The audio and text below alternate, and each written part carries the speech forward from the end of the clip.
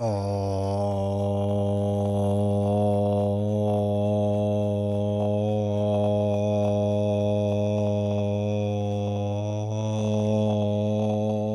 right, chat. How's it going? Hopefully you're doing well. We have to play new background music. In the past month, I've been hit with like 50 copyright claims. And I have to go through every single one manually and go, no, I have the rights to use this music and this is from where. No, I have the rights to use this too. And I contacted the company that owns the music and I was like, hey, just FYI, you're getting your music copyright claims, so somebody else is trying to take your money. And they're like, that stinks. And I was like, okay, cool, so I'll stop using that. C'est la vie, chat. C'est la vie. Oh well. Oh well. Anyway, hopefully you're all doing well today. Hopefully you're hanging out. Hello there. Hello there. Well, it still works. I swear that didn't work last Friday, right? I don't think that worked last Friday. Let me know, chat, if today's stream is better, quality-wise. We're only doing 3 places today. We're doing Twitch, we're doing YouTube, and we're doing Kick.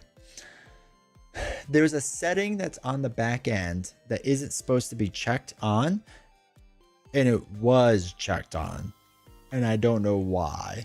So I think that was causing half of our issues before, is my assumption. I'm not 100% sure, but I think that's like the majority of our problems, or was the problems. So I'm hoping that that'll fix it. We'll have some skipped frames now and again, because I think it was trying to compensate for skipped frames, which like I don't really care. Just skip the frames. Just don't destroy the entire quality of the stream. So that's what I think happened. So that is hopefully solved. Anyway, Alex, welcome to the chat. Big day for Borderlands fans. YouTubers Killer6 and Moxie upload videos of them doing what they going over what they like in Borderlands 4. I only played the first 2, I think. I don't think I played the prequel that much. Maybe a little bit. And the third one I never played. I'm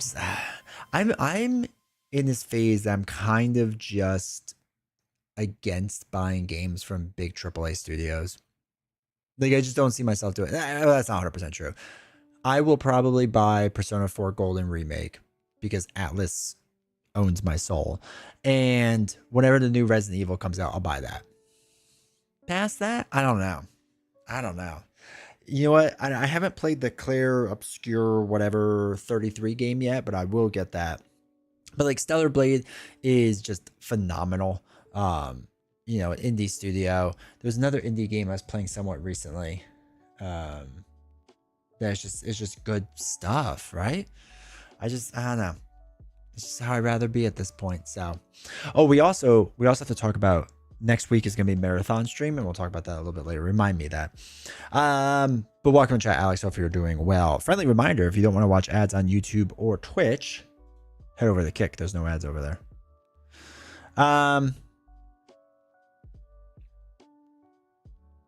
Another stream in this economy?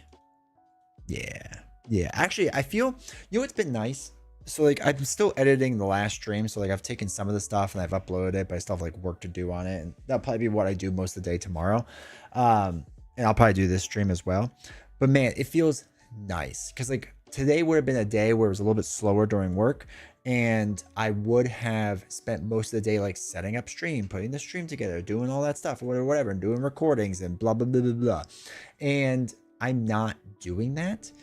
And honestly, it feels really good. Like I feel more excited now for the live stream, right? I'm more excited to kind of get back into things. And I really enjoy that. And like, honestly, I played Stellar Blade for like 2 hours today and it's phenomenal because I'm just taking my time through it. I'm going to try to 100% it the first way through, or as much as 100%. I don't think you can 100% it one play, but do as much as I can the first playthrough and then probably go the second playthrough. There's also another indie game coming out called like Wuchang Feather something that looks gorgeous. I'm excited for that. But anyway, I gotta skip that song. I'm just like excited to be like having a little bit of my day back without like panicking about creating content. So it's really, really, really, really nice. That's why I'm really excited for tonight doing a Reddit reply live. I don't know how it's going to go, but we'll see. I think it'll be fun. I think you'll all be fine, right? And I figured for the Reddit reply, if there's certain questions I don't answer that you want me to, like, let me know, and I'll do that. We have the capabilities. Okay. Hey, Mac, welcome to chat, dude. How you doing? It's good to see you again. It's been a while. I feel like it's been a long while. Let me see the last time you messaged something.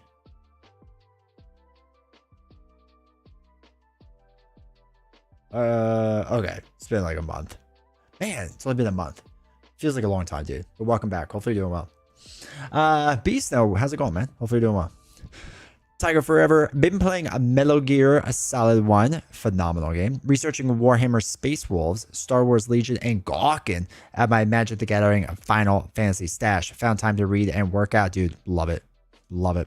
I did, so for working out, I go to Planet Fitness, and during the summer, they allow 14 to 17-year-olds to go to the gym for free. I don't know why they allow this, but they do. It's some weird program. I'm sure they get tax benefits for it or something. Anyway, it makes the gym absolutely terrible because it's just full of these children who just sit there and just take up all these machines. So I have to like keep getting to the gym earlier and earlier to try to beat them all because they don't wake up early. And like now I've gotten to a point where like I'm usually done by 9:30. A little before 9:30, and they're all starting to roll in, and oh my god, it's just the smells, the lingering, the teenage angst, all of it. It's just, ugh, god, it's so awkward in the gym. But good job going to the gym. I hate the gym in the summer. I hate it so much. Heard there will be big news for this channel. Will nothing ever be the same? No, things will not be the same. I was happy that I did the YouTube video of just like things that are going to be different. And it seemed like the vast majority of people liked it. I had my same guy who always unsubscribes from my channel and then resubscribes in the main part to try to bring all my metrics down. He did that, and he hit the dislike button, obviously, because he does that for all my videos. It's really, really funny. And he thinks I don't know who he is. But yeah, so I had that, but other than that, like it was totally like really good reception to it. So I'm actually pretty like hyped about that. He'll probably start exclusively playing Pokemon. I can't afford it, dude. It's so expensive now. Like a year ago I could, but Era, welcome to chat. Diamond's Edge, welcome to chat. About 10 Benjamins for all I want. No, that was a perfect intro. I appreciate it. Wouldn't be D20 without I'm against buying full price games. Billy, welcome to chat. I get that too. I get that for sure. I'm trying not to. Like I'm really trying not to. Like there's a few indie ones I'm willing to like pay higher amounts for, because like if it's an indie company, I'll like give them a break. You know what I mean? But I feel that for sure. Steam Summer Sale is just like God's gift to mankind. As long as you don't talk in slow motion, YouTube is fine. All right, cool. I think that's good. I think I could do that. CyberJace, welcome to chat. Hopefully you're doing well. Mongoose, welcome to chat. Biscuits, I'll be on vacation during marathon stream, I guess. So just pop. You're on vacation. You're not doing anything, right? Just pop it on TV in the background. Just pop it on in the background. Keith, it's getting harder and harder to justify AAA games like Stellar Blade, Baldur's Gate 3, Expedition 33. All these come from non-AAA games. Oh, I thought you were calling them AAA for a second. I was like, AAA Studios. Hades #2 is getting ready to hit probably the next couple months. I just released most recent huge pass. Yeah, like Hades is another good one. A lot of those roguelike games I really like. Even though they're from bigger studios, like I'll give them a pass. You know what I mean? Cap, welcome to Kick. So we should all create Reddit posts now, if you want to. I've had Reddit mad at me once. What's another time? Reddit's just full of bad takes recently anyway, so why not? Alex, I'm currently playing Final Fantasy 9. Are you using the mods? The mods make it so much better. So much better. Oh, you're playing on Switch. Never mind. I got stuck with a quick time sword event. Just had to get a perfect score. When they're doing the duel in front of the crowd, with blank, right? Are you going back and forth? It's a great scene. Did you get the perfect score? You get a good item. No, the mods on the PC for Final Fantasy 9 add like voice acting and like make the graphics better. I can show it if you want. It's really good. Mac, it's been a while. I died twice in October. That sounds terrible. I mean, dying once is bad, but dying twice? It's like a double negative. Stellar Blade physical game in my hand is on my get list. Yeah, that'd be sweet. If I had a way to play the physical game, I would. It looks like they're also doing Stellar Blade for Switch too. It wouldn't surprise me because it's so well optimized. Like, it runs so smooth on my PC.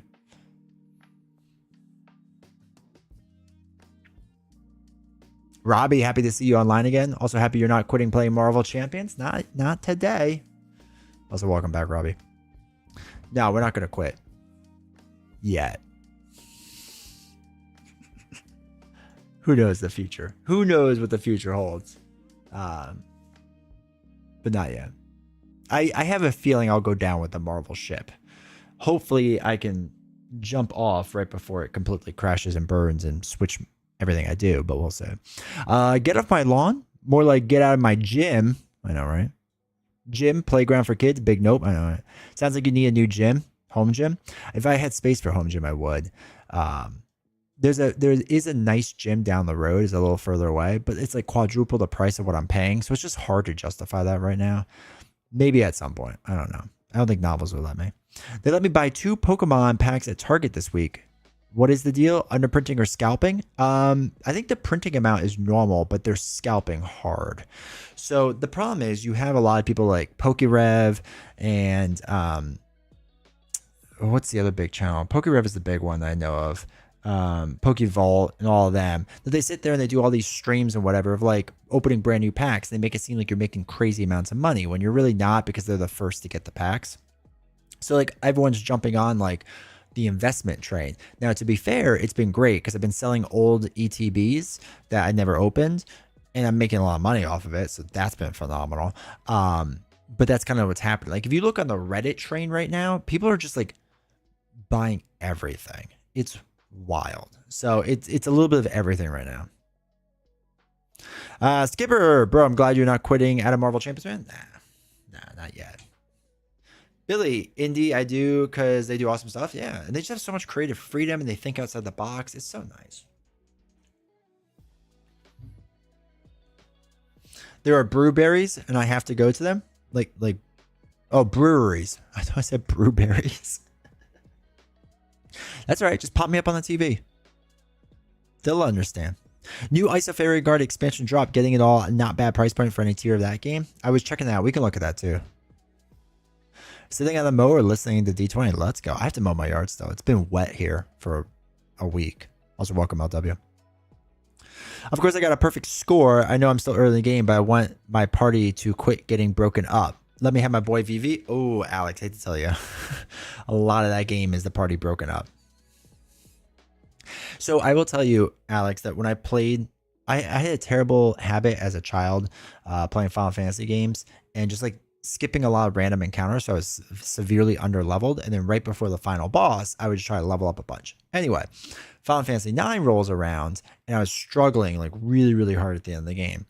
So I leveled up like a little bit and that's really it. But anyway, so you go against the final boss and it gets to the final fight, obviously. And everyone dies except for Vivi. And I run out of magic. And I have no ethers whatsoever or anything to add to like my magic. So I just started whacking him with a stick, boy. And let me tell you, Vivi won that for me. It took like 4 rounds of him hitting him with a stick. But he did it. It was the best. The future, according to accountants, is death and taxes. That's all we have going for us. Vivi was beastly, agreed. I just can't do mods for Final Fantasy VII. A streamer plays it mods on YouTube. I cringe. Oh, you don't like them? I love the mods for Final Fantasy VII because I've played the OG so many times that like I'm ready for a change. I love the mods. I think my Final Fantasy game right now is modded out as far as it can be. What would be your game number 2 to stream if Marvel Champions crashes and burns? Probably Ashes. Ashes would be up there. I really like Marvel Legendary. So I know the new expansion is coming out soon, like the big one, the What If Season 2 box. DC Legendary, if and when that comes out, I want to get more into. Those are probably the big ones that I think I would lean into. And then whenever novels is on, SWU. I really like SWU a lot. I want to do more SWU content, but I'm just not sure what. By the way, Unmatched Battle Legends Volume 3 is coming out, I think, next week. I have it pre-ordered. I think, I pre-ordered a while ago from Game Nerds for like $30. Do you think they would make Champions with another IP? Casey Porter, welcome to chat. I don't think so.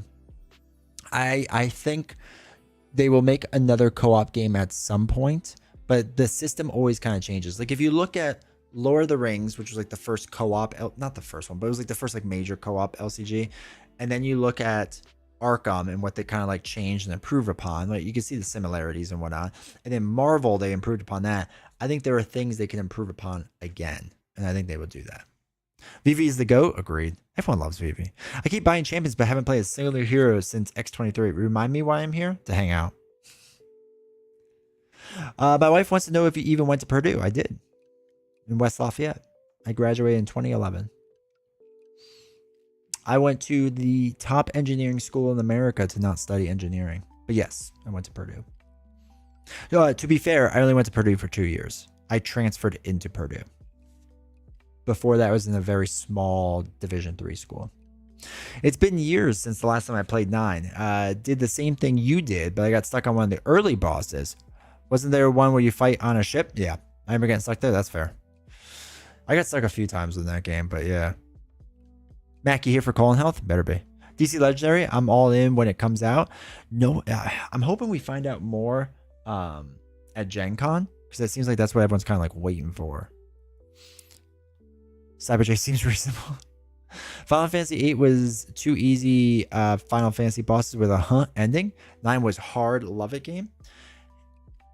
Okay, so quick spoiler alert with 8 for a second, right? Quick spoiler alert. You get a random party at the final boss, right? Like you don't get to pick your party. Is that what happens? I only played it once. But I remember with 8, like learning how that magic system worked, just like from my small child brain, was complicated. And I did not understand what was going on. I was not a fan. Steven, welcome to chat. I just picked up Age of Apocalypse and Iceman for MSRP. Crisis Averted. Good. Good. Hope you're doing well. I'll definitely be jumping into the DC Legendary when it comes out. Yeah. I think what we're going to do is we're going to stream that game really hard when it comes out.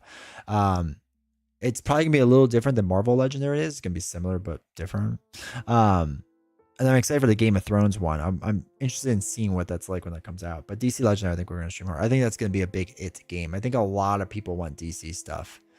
They're kind of, I don't know if tired of Marvel is the right word, but just like there's so many Marvel options that like it'd be nice to have that too, right? And I think that market's ready to jump on something. I really do believe that.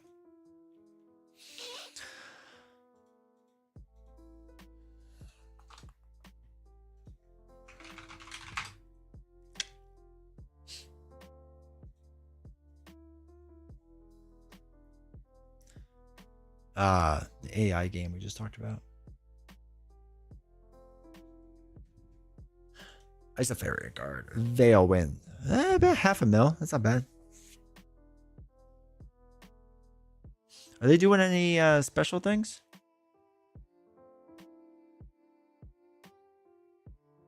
Are they not doing any anything special? Just what it is what it is type of thing? Stretch goals, stretch kick, whatever I'm thinking of. Have they said why I should back then and not wait for retail?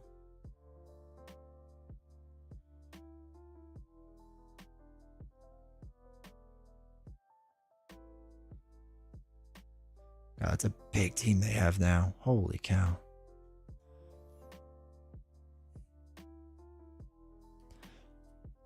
I'm interested in the Ascension tin box. I want to play Ascension. I keep hearing good things about it. People seem to really like it.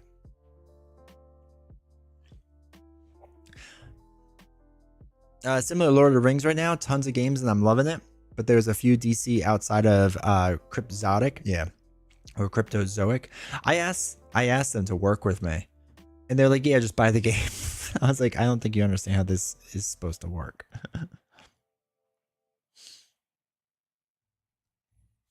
Legendary needs to do some advertising for both Marvel and DC. Dude, Legendary does no advertising. It's wild. What is this? 2-player 20 minutes? Bro, is it like checkers? I hate those minis. Like, the art's really nice on it. I hate those minis. Oh, God, look at this. They're doing an heirloom quality thing.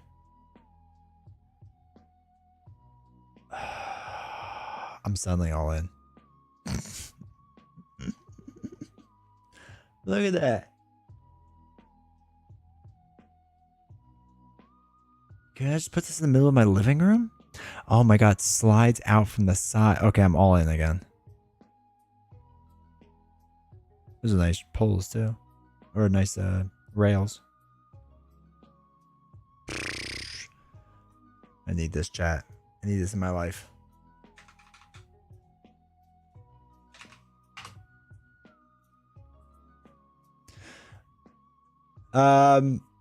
Modifying the grinding with a cinematic mode, yeah. Have you tried Marvel Dice Thrones? Missions is good. We have some Dice Throne stuff, but we never did the Marvel stuff. We just don't do enough with that to justify the price. It's just an expensive game. I'm still hoping I'm getting Deceased with the CMON stuff going on. I know, right? Or DC. Ty, welcome to the chat. Longtime viewer, just don't comment a lot. Love the idea to do your videos on live stream. Hope you're having fun. I enjoy your content, man. Ty, I appreciate that, dude.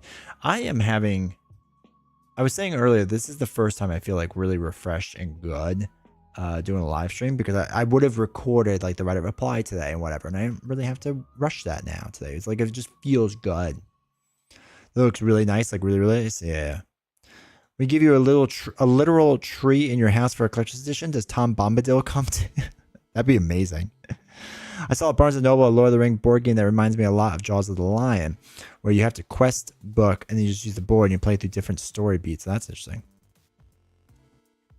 Playing Rocket for the first time today versus Ebony Maw. Didn't love it. Rocket's rough at first. Rocket does take a while. Heard of Leviathan Wild? Just got my copy and excited to dive into it. I have never heard of that. What is it? Tell me more. Nexus card game. Dude, this ad pops up everywhere in my Instagram feed. What is this? It also drives me nuts that like that's the entirety of like board game marketing now. It's just like, we're going to do Instagram ads. It doesn't tell me anything about it because I just skip it. But instead of like, I mean, they've spent hundreds of dollars on Instagram probably 1,000. And you know what they could have done? They could have just came onto my stream and talked to a dedicated group of people for 3 hours straight, instead of me just scrolling by every day. But you know, marketing. Interesting.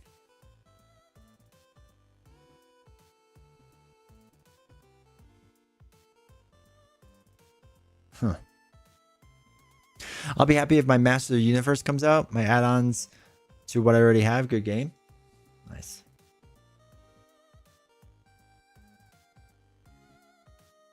Oh, this war of mine. Let's go. Oh yeah, Beast, did you see this? It's basically Legend of the Five Rings, but board game version. Since the terrorists and after COVID, board game kickstarting hasn't been the same now. No, COVID I think started the downfall. Tariffs messed with it a little bit, but I don't think it's not a ton. Let me phrase this. It hasn't helped. Let me phrase that. You know what, Skipper? I'll even raise that bit. I think it goes further back than that, actually. I think COVID was the breaking point, or the tipping point, I should say. Before that, though, what always jacked up Kickstarter, in my opinion, was this whole movement on like Twitter and Facebook and Reddit of just like, you shouldn't be having exclusives because what if people can't afford it at the time? Which I always hated the argument, because it's like, okay, then why do I have to shell out the money ahead of time? Like, I should be rewarded for shelling out money ahead of time. And the fact that so many like games get like shamed for doing Kickstarter exclusives, I hate that. So I hate that. So that movement to get rid of that, I think, hurt a lot of Kickstarters. The other two were huge discounts, right? Because people just use it as a pre-ordering site now. So they don't really give huge discounts because They want to make the most of their money from it. So why do that? I'll just wait till this game comes to Game Nerds, which it will at some point if it's any good. So I'll just wait. And the last thing is everyone wants it basically, like I said, to be a pre-order system. So there's no involvement of like being a part of the game. So what's the point? Like Awaken Realms, I'll back because their thing is like 50% off and you can't really get it anywhere else, right? Chip Theory Games used to give huge discounts. Nowadays, it's a couple bucks and I can get free shipping otherwise. Chip Theory Games, though, kind of what they do is they don't sell to any distributors. It's all done through themselves, which is kind of smart because then all their games, not that it's all profits, obviously not, but like they don't have to like cut a deal with distributors so they can sell it and make more money and thus make a more expensive product. So like besides them, I don't see a reason why to kickstart most games. I really don't. I'm in the loop of building decks, seeing a different hero, then building that deck in place of the old deck, building Gambit, but I want to switch and build Magneto instead. Nice. I love Magneto. Solo and co-op boss battle where you climb and fight big monsters. Basically a Shadow Call. Oh, that sounds awesome. I'll have to check that out. Yeah, I've been checking this one out. Looks good. I love the L5R art style. Yeah. Hey, Lorem, how's it going? It just looks so good. The minis are well done too, or at least look well done. We'll see what they are like when they actually come out. Let's give it a giant box of minis.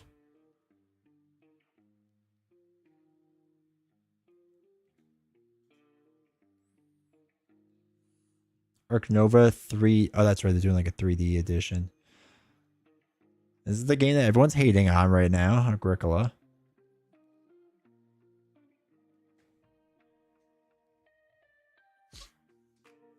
Nothing too crazy.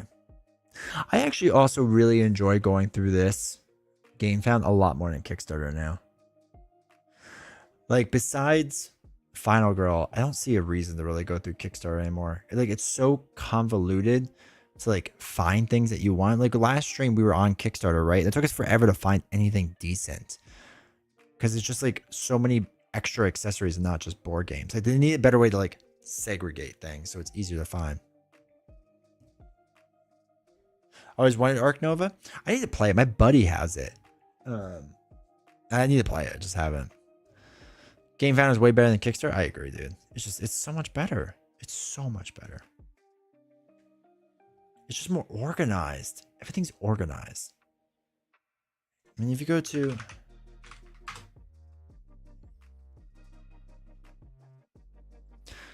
LCG, I still even enjoy one of my friends despise it.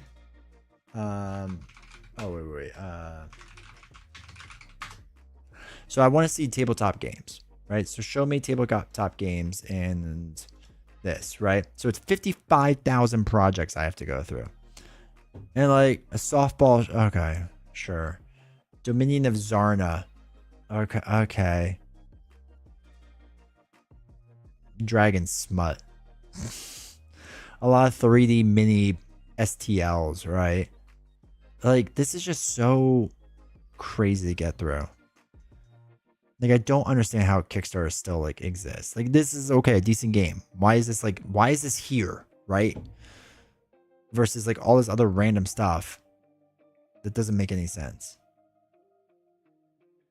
I don't know, dude. Maybe I'm just old. Like, what is this? What am I looking at? Why is this here? Oh yeah, there's so many dice. There's so many dice that people make.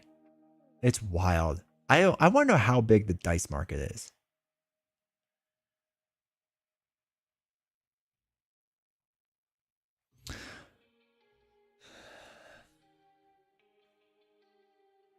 The UI of the campaign page on the Gamefound is way better, so much easier to navigate. Yeah, agreed. Like we could take this one. Race 61, obviously successful. Good. I also hate like how much like this needs to be pushed out more. Like this is so narrow. It drives me nuts.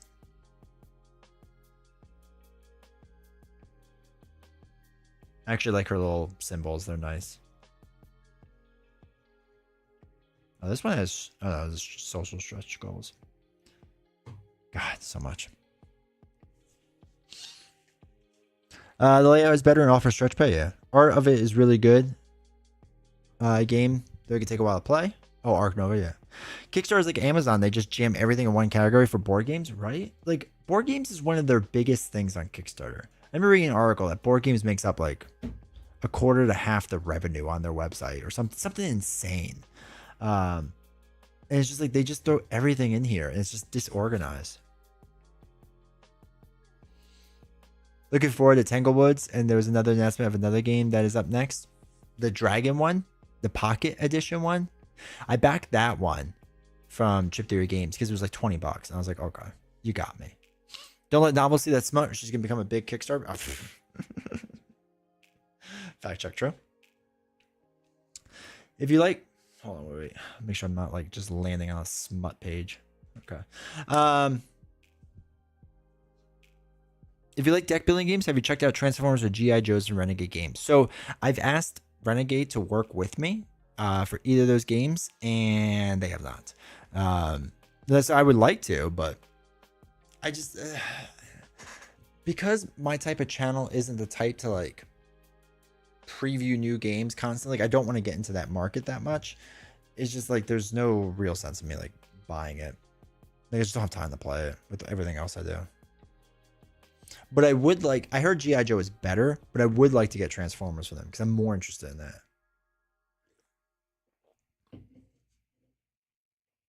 Has anyone played Earth? I wonder if it's any good.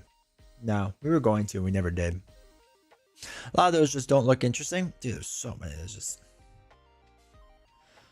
so much. Walking back toward the dome when I noticed a death cloud coming my way. 4th day in a row, we've gotten rain. Yeah, we're getting rain nonstop. I have to mow so bad. Waifu Wars. Okay, I'm interested all of a sudden. I swear to God, smut shows up on the screen. How much is this? I'm all in, chat. $150? $200? $400? Okay. All right. How can we get this through so Novels doesn't know that I just spent $400 on a game called Waifu Wars? We could probably do it, right? We could probably do it. It's the Wave 1 Unlimited Waifu Collector tier. The reward tier contains 10 booster boxes. You probably won't see that. 1 Hell Structure deck, 1 Earth Structure deck, the Kickstarter exclusive reward, and an exclusive tournament card. I can figure this out. I can figure this out, chat. How can we do this? Oh, it's not even dollars. It's freaking pounds. Oh my God, it's 538 American. Okay, we can figure this out. We can figure this out, chat. Hopefully, Novels isn't watching today. If you're not back in this game, all in your channel will die. Probably. Okay. There is 4 other backers. I don't want to be the only... Oh, it comes out later this year. Oh my God, it comes out like soon. Chat, we need to learn some more about this game. Is there gameplay? It's old school card game with nostalgia, simple to learn, and crazy expensive prices. Casual, chaotic fun. Each box contains 12 booster packs with 10 cards. Okay. Why Kickstarter? Oh my God, I hate their font so much. Download demo here. I mean, yeah, this game's the future. It'd be nice if they had some stuff to like show the gameplay. How can I write off Waifu Wars? Okay, it's got 0 comments. What they raised? Oh, they raised $5,000. Okay, this looks good so far. I like it. Okay, Waifu Wars has been funded.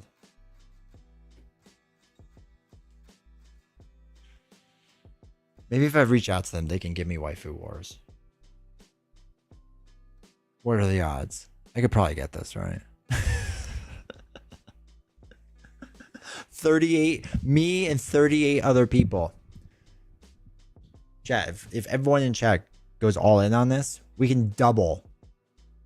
We can double the amount of backers. And all of a sudden, they'll be like, what's going on? Be like, D20, what work happened? Give him the free $400 tier.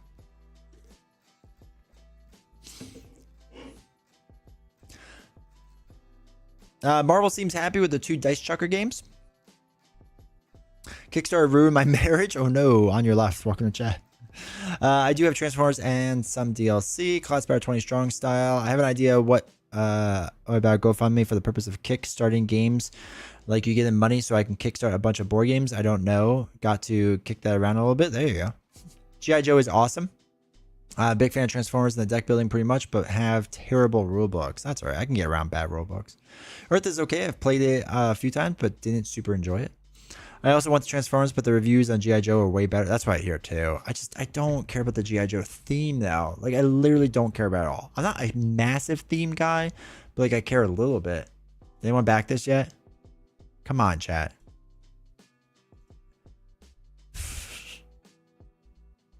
Oh wait, Arrow, did Do It not happen? Wait. Did your Do It not happen? Do it. There it is. Okay, why is that doing that? Hold on, wait. Sound alerts. Put it on the main screen. Well, I don't think it's here. Yeah, it wasn't there. Wait. Sound alerts. Let's unlock that bad boy. Do it. Okay. I fixed it. Hasbro and IDW or Dead Man Walking? You want to go with the 10,000 version? Of course. If you're not back in this game channel, I have G.I. Joe and the first 2 expansions is really fun. Ugh, I don't know. Who needs to Switch to? Am I right? Dude, I would much rather get Waifu Wars and live and die by it than a Switch 2. I swear, honey, this waifu game is for work. How can I write off Waifu Wars? How close to meeting their goal are they? They're over. It's happening. Definitely stick with G.I. Joe. I have all the Transformers, and while I like having it, I very rarely want to play it. Oh, that's so sad. Just go for a minute. I got your back. Maybe they are ashamed to comment. Maybe. I don't know. Hit my limit on Kickstarter Gamefound games. Nah, I found one more for you. Wait on the list? No, sir. Honestly, Waifu Wars doesn't look half as bad as V Card by Gamers.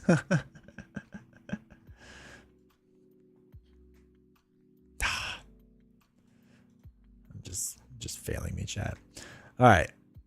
Wait. Remind me about this.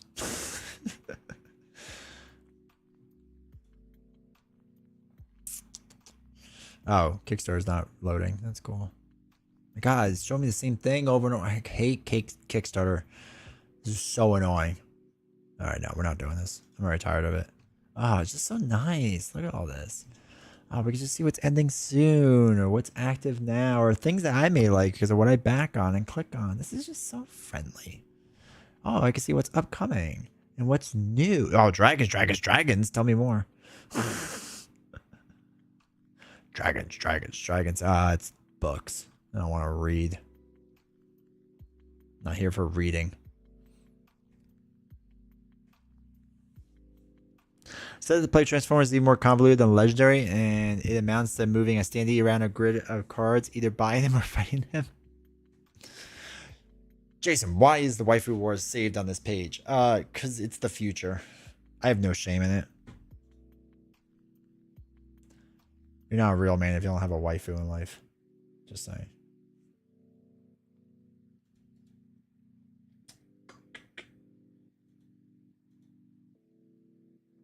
This looks like it's such a typical Kickstarter game where it's like the most generic box, some generic background.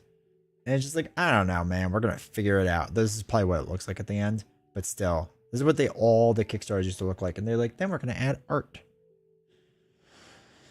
It's so warm and welcome, like a nice cup of tea. Yeah. There's a lot of yams on Kickstarter. Yams like sweet potatoes. This is the cheap one. What did I... Oh, apparently I spent a bit more.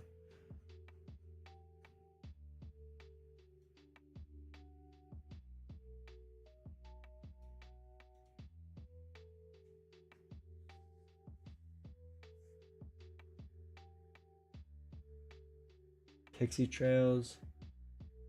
Lands of Ever... Oh, Awakened Realms. $10 million. Jesus. Company's printing money. I wish I had a channel that just went through like all their stuff. It'd be so cool. Their games are just like so long though. I still want to go through Etherfields. I think Ash's Kickstarter had a new comment today. Definitely getting Cyberpunk. I still have to play the game. June 17th. Okay, yeah. Want rules? Yeah, you do. I should probably learn them. Ash's Ascendancy rulebook.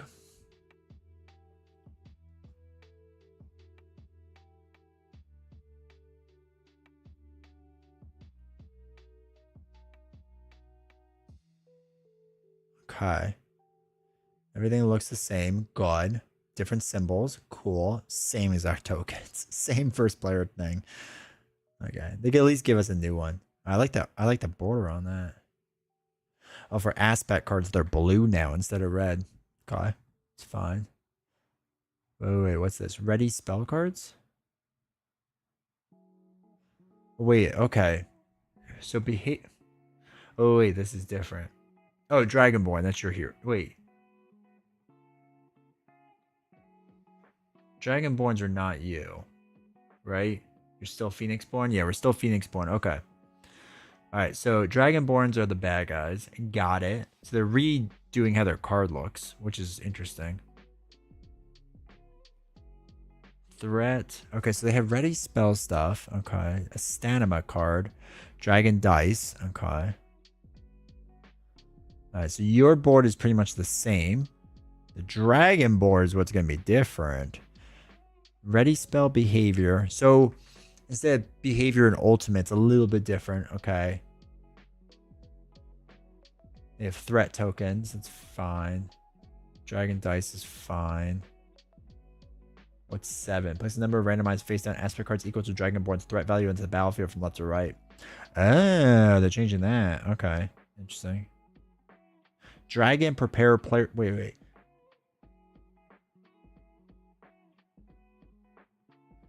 So the dragon discards all cards that can. Okay, that's fine. Gain a status token. That's fine. Replenish aspects. That's fine. Progress. Okay. Then prepare. Oh, weird. They're like making their turns smoother.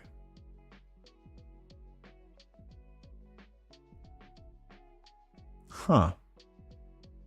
Alright, this is basically how you play the game, which is fine. This looks roughly the same.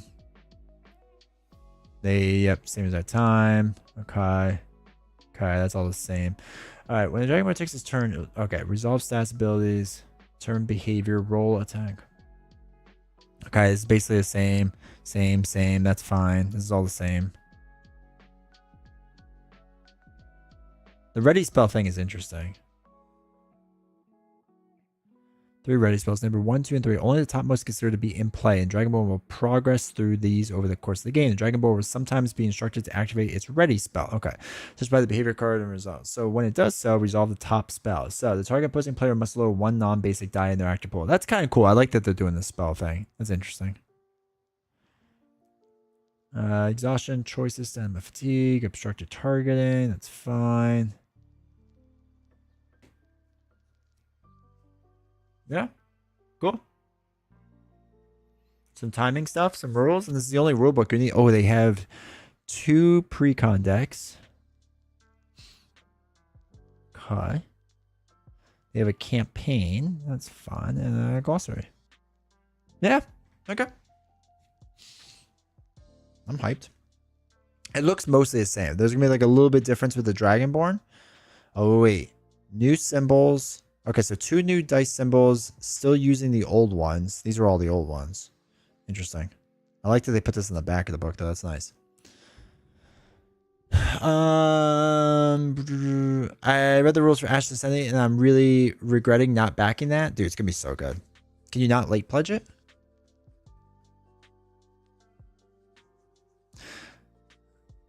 Can't you late pledge? Yeah, I think you should be able to late pledge it still. I wanted to get back to Ashes, but the price versus what you got in the box didn't seem worth it to me. I'll wait for a sale. That's fair. That's fair. it was one of those things I was willing to pay a little bit more for it, because like I'm not getting it for free. I know people like wonder that, but I was willing to pay a little bit more for it because like I really want this company to like succeed. Oh, there's my giant Streamloots thing. I want to make that smaller.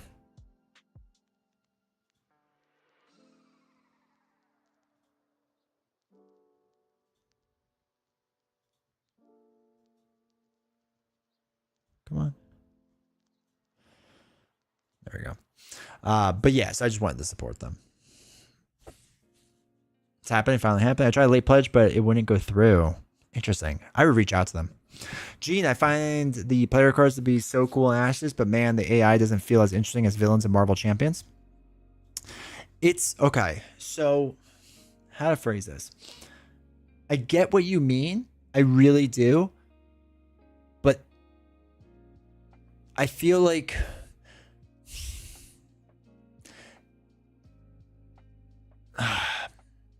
it's weird. It's weird because I 100% understand what you're saying, where it just seems like mechanically each villain feels really unique and different in the way that it works with the different things. And I get it. And I don't disagree with it.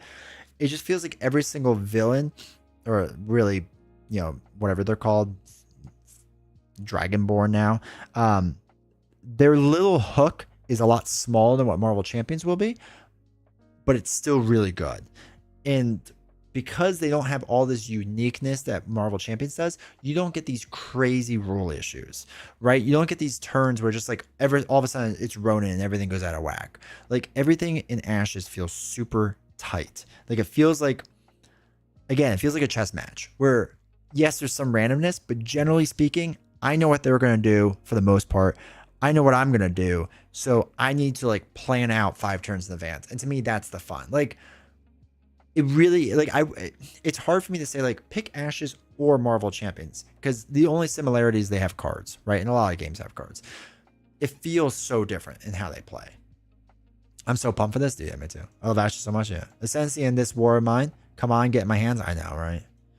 I bet you this will have less rule changes than Marvel. Oh, of course. And if there is any, they'll just print out little errata cards to give it to us. Play as that rat holding the brush with his tail. I really hope they deliver this on time. I'm going to guess it's a little late, but I'm willing to wait. But I should be getting a copy before pledge closes so that you can all see it before you decide whatever. Does it ever feel like it's playing itself, Brandon? What do you mean specifically? I want to make sure I understand before I answer that. Like the game's in autopilot and not doing anything, or it's really easy to navigate. One is more about planning and strategy, when the other one comes to strategy, is mostly just reacting. Yes, I agree with that. Will they have print on demand for Chimera expansions? A lot of them are out of print in Canada. Yeah. Everything's print on demand. So every single thing for Ashes will be print on demand.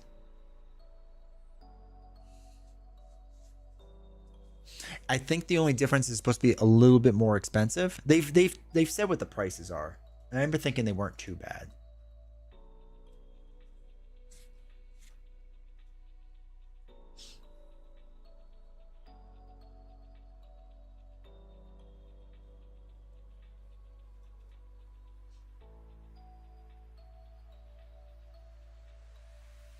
There we go. Here's the print on demand site. All right, so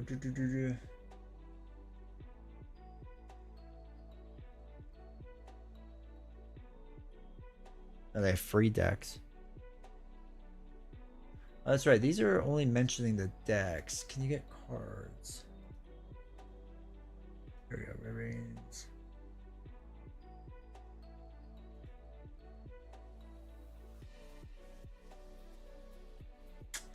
You know what? That's a good question.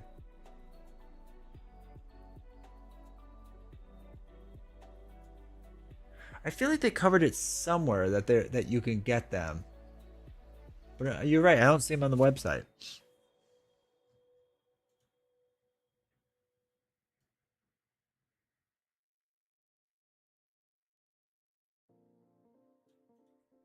I mean, I guarantee you, if you email them, they'll do it.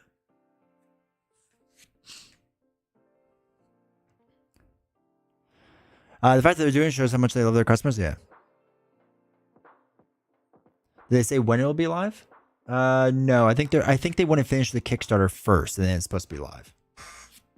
Like, I think they want to do one thing at a time. There's a printer in the States that's handling this. So actually, wait. You might be able to just buy it now. Do you have to create an account? I might have to create an account. That might be a part of the problem.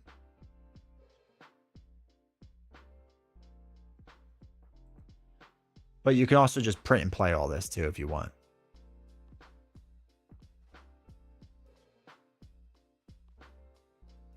Appreciate your insight. Ashes does look cool. I'm all in Marvel Champions, so the idea of getting that game is a little daunting. Might be worth it. Might be worth it how much you praise it. Watch the gameplay for the videos I have of it to help decide. So as far as like autopilot stuff, yes, it is very autopilot-y. So like there is very few times that while I'm playing, I have to like look up rules or whatever. It's pretty straightforward. There's a little like, once you learn the rules, you're good. And there's very little situations that come up where you don't know what to do.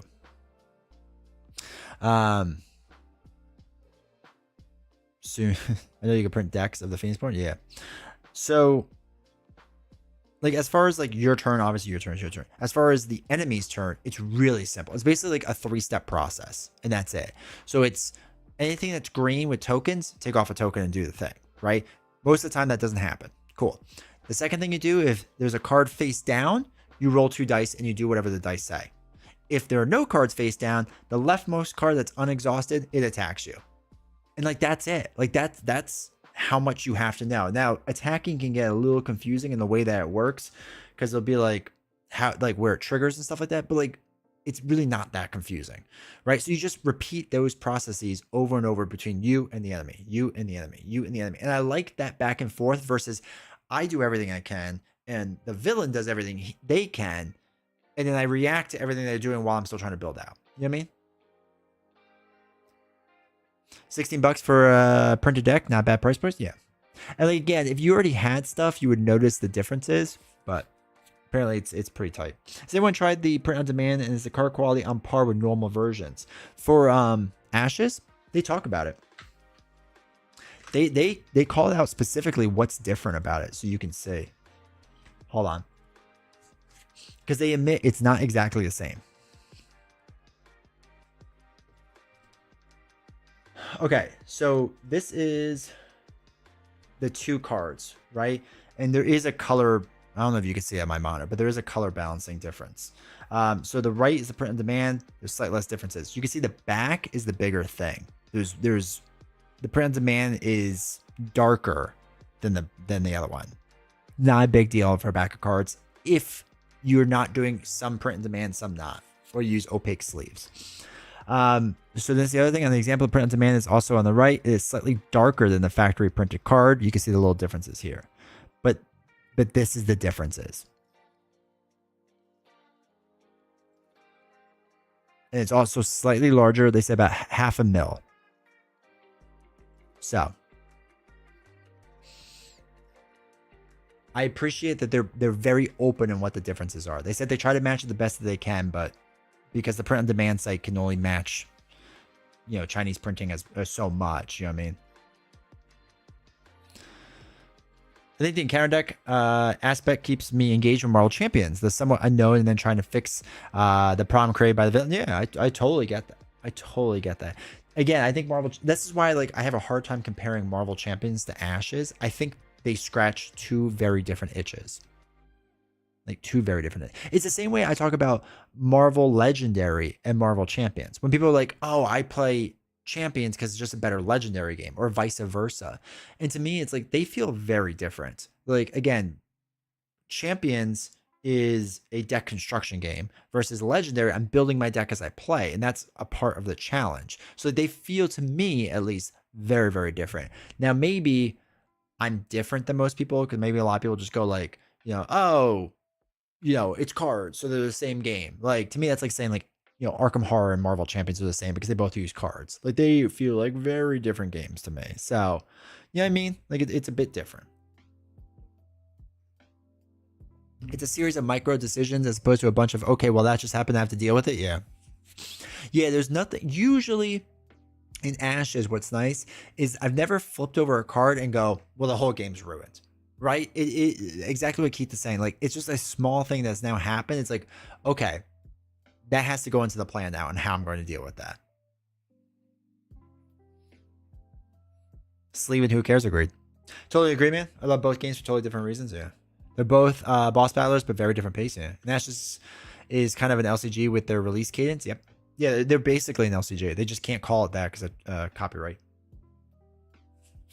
But it's just an LCG. It's a 10-year-old LCG, and they print on demand everything. I kind of wish some other companies would do that, but whatever. And I know like the solo thing was tacked on for a lot of people. Like they felt like it was tacked on. I think their solo, they crushed it. I think their solo mode, they crushed. And obviously you could do it co-op if you want. It's only up to 2 players, not 4 players. So that's important to note.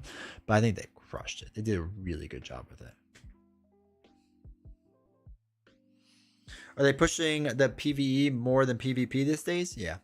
Yeah. I think their PvP stuff was fine. But I think most people that want to play PvP play TCGs. And I think they realized that PvE is like massive for them. And it's great because you could do both very easily. Like the 2 heroes that come in the box, you can just fight them, right? So that's not a big issue. But I do think, like, again, most people that want to play head to head are just gonna play a TCG. There's so many TCGs out there now.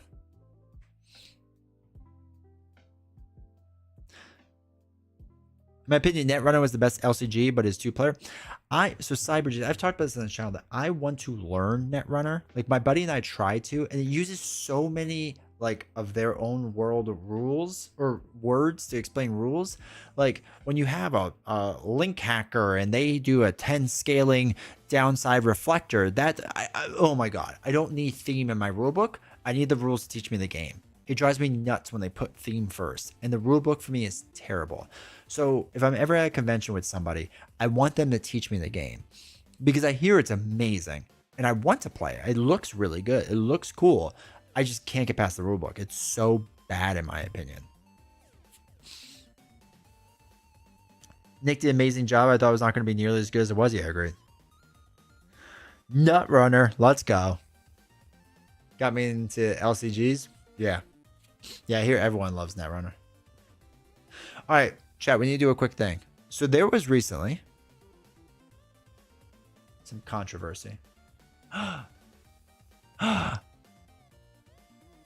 You say, what, D20 controversy? There's never controversy. It's controversy all the time, chat.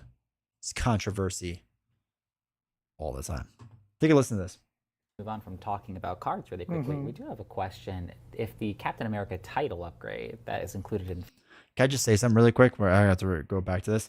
I'm going to miss this man so much. Can I just glaze for a second? I'm going to miss him so much. Please don't leave me, Caleb. Falcon, really quickly. We do have a question. If the Captain America title upgrade that is included in Falcon, would that stop Steve Rogers from flipping into the hero?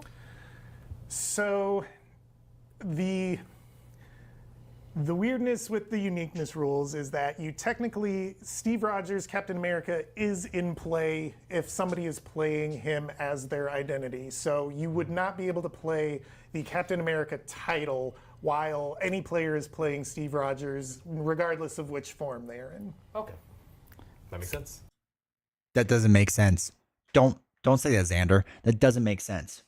Disappointed. I wanted to get all... I wanted I think that Caleb is just like kind of chilling and like not saying anything. to eventually just have all the Captain Americas, everyone who's ever had the mantle. Well, if you play by multiverse rules, you're very welcome to do so. You could get Bucky in there, you could get Falcon in there, both with the Captain America Shield title. Oh, yeah. That's an excellent point. Yeah. Maybe we should do that as a stream sometime. It's just all Captain Americas All Captain Americas. It's all Captain It's all America. Captain That'd America's be stream. great. That'd be great. Captain America's and Spider-Man's. Yeah.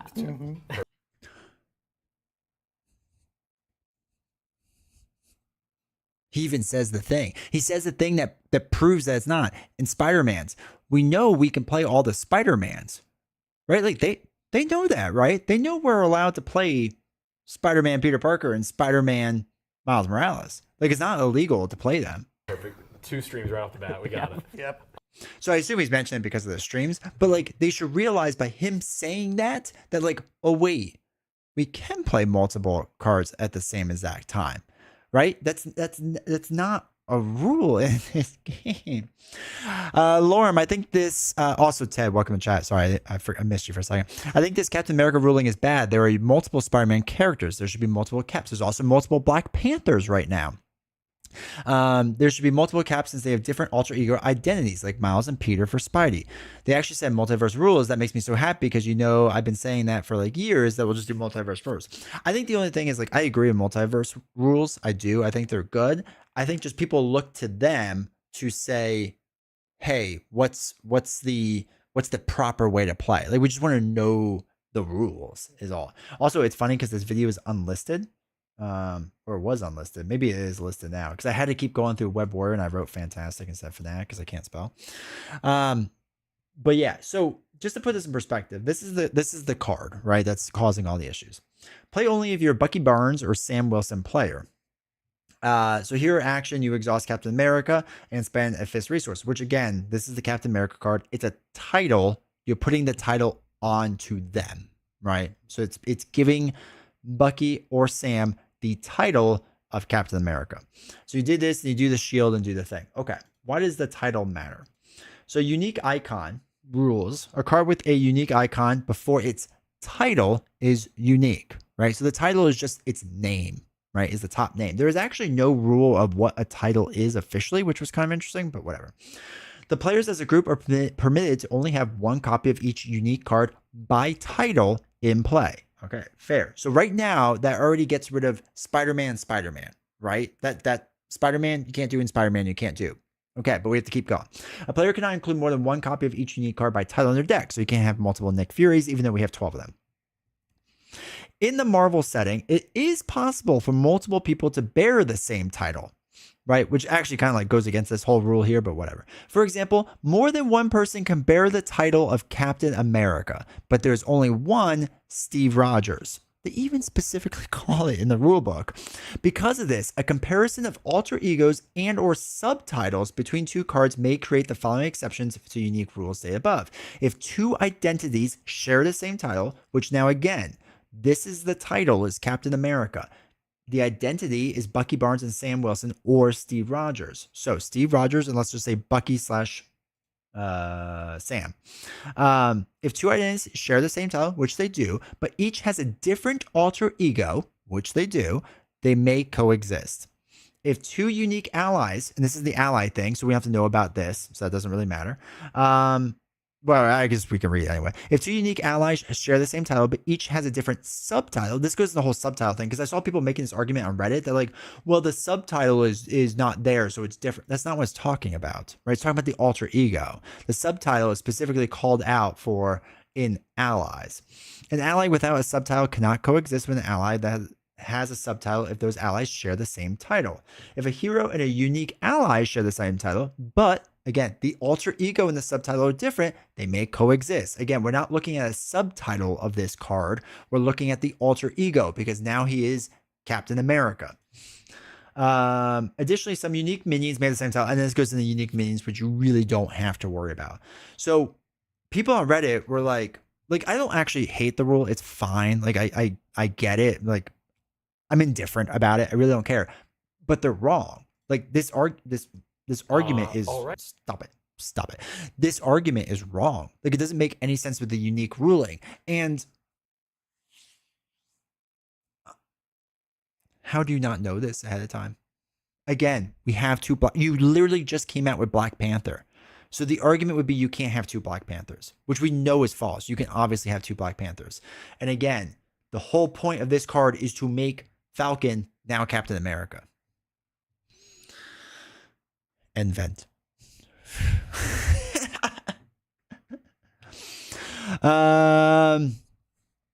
Okay, wait. Let me catch up. They actually said, oh no.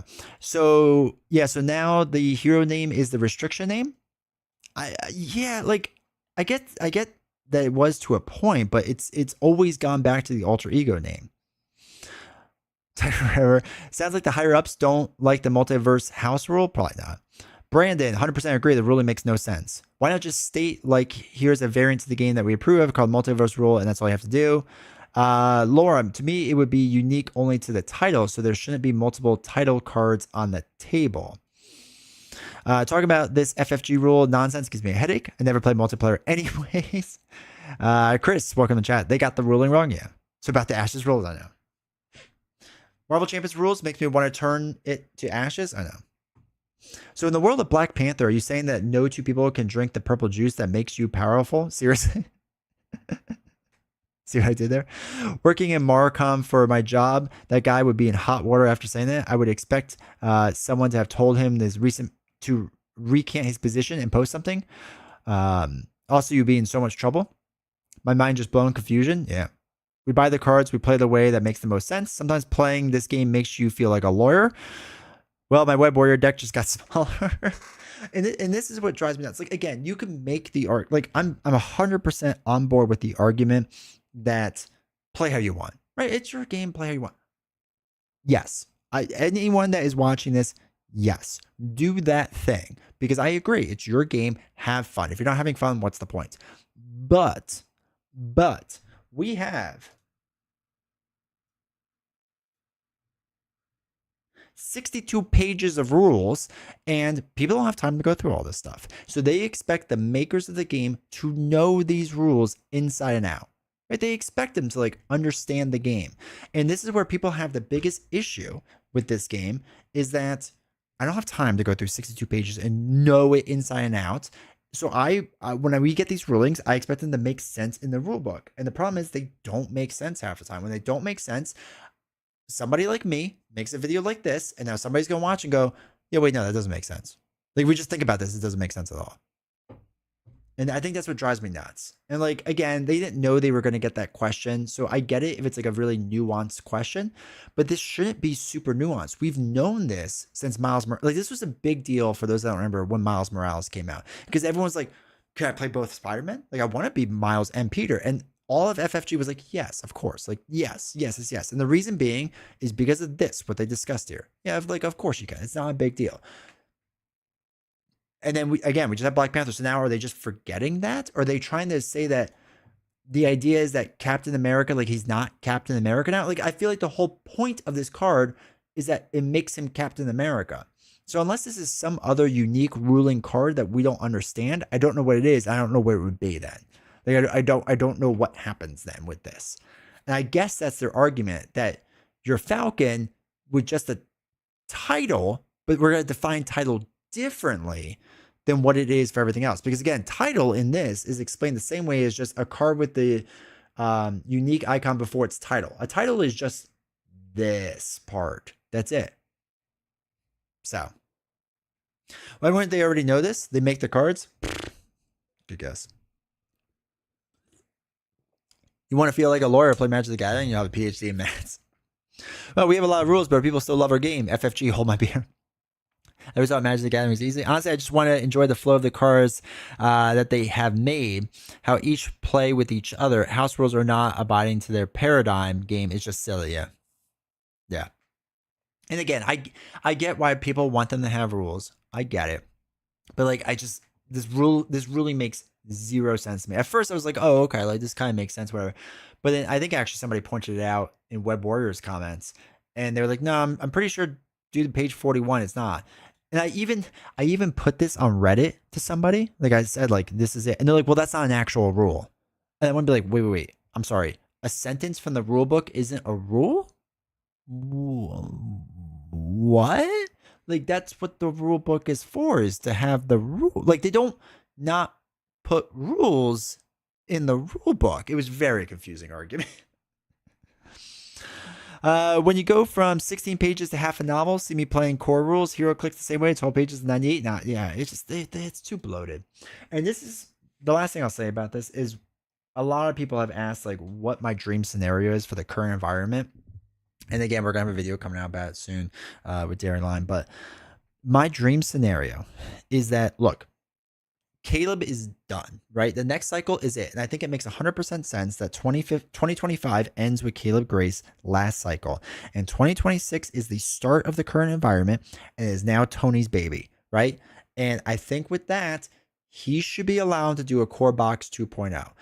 Let's trim the, I mean, he's generally speaking, he's really good with rewriting the rules. Like I know with this rule book, he redid a lot of it. He did a really good job and cleaned up a lot of stuff. He did a lot of good things. Let the man go through and cross out half this stuff. Like simplify this game. Just simplify it. It doesn't need to be 60 some pages. Simplify it to like 30. Simplify it to 20, right? You should be able to do this. They should have given the shield a different name. Again, they could have done so many different things than this. Like instead of calling it Captain America. Like again, the whole point doesn't make sense because the premise of them giving you this card is they want you to be Captain America, right? Like that's the whole point this exists. You want Falcon to be Captain America, like in the movies and the comics, sorry. Or you want Bucky Barnes to be Captain America. The whole reason this exists is to be Captain America. So people making the argument, it's like, well, it's not actually making him Captain America. That's why the card exists. Like they could just make, if they really wanted to, a shield card, right? Captain America shield. They could just call it Cap Shield, right? Something different so it doesn't get like all messed up or whatever. And just say it links directly to Bucky Barnes or Sam. Like there's so many different ways they could have done this that would have made more sense to not get into like calling him Captain America. But they specifically call them Captain America because you want to be Captain America. Are there any other relevant title cards we can compare this to? So, funny you should ask. Not really. Not really, because they haven't done anything like this. So, for example, other title cards are basically the honorary cards, right? So you have like Honorary Avenger, right, which is a title card, which makes, it's not even a unique card, so it doesn't really matter. So it gives you the Avenger trait. We don't really, let's see, we have God of Thunder. I mean, technically it makes Thor the God of Thunder, right? Like it gives him the title of God of Thunder. I guess it really depends on what we're defining as title. Right. The whole point of this is that they're an X-Force recruit, right? They gain the trait, but they're still like a recruit for the X-Force. Like that's to me what they're supposed to be. Again, they're now a sidekick title.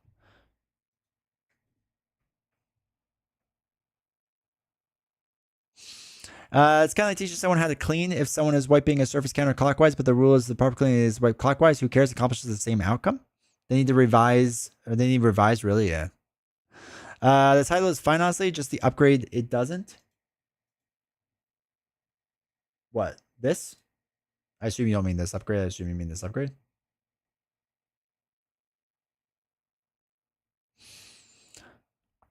Can you do Sorcerer Supreme with Scarlet Witch and Doctor Strange? I don't think so.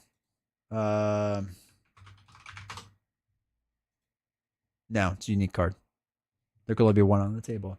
As per the rules, the players group are only permitted to have one copy of each unique card by title in play.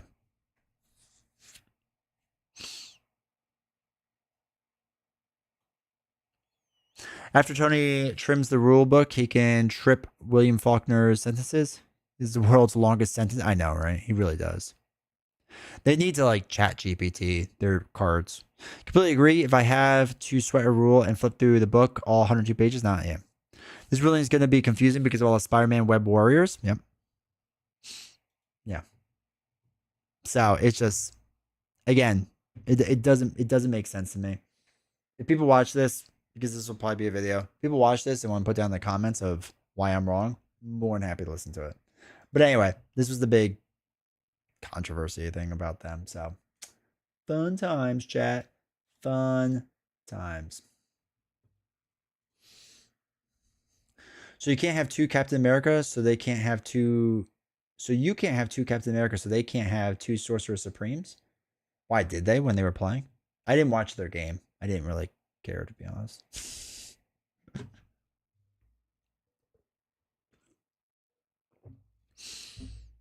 But it's the same way, like, I can have the Nick Fury ally and you can have the Nick Fury ally, but we both can't play the Nick Fury ally. Like, at the same time. That makes sense. I just have to, like, wait around.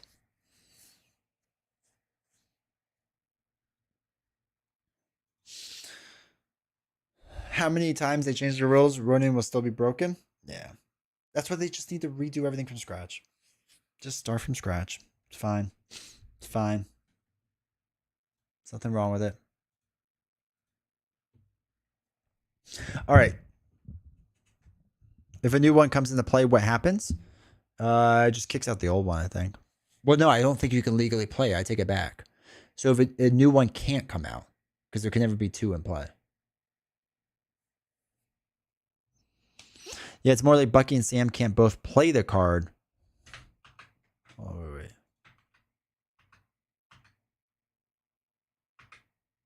Get there. Oh, they can't play this? Yes, I agree. They can't play this. Which is really weird.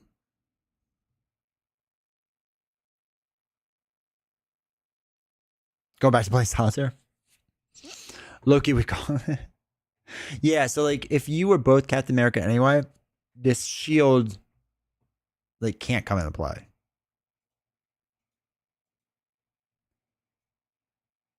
Just hold on.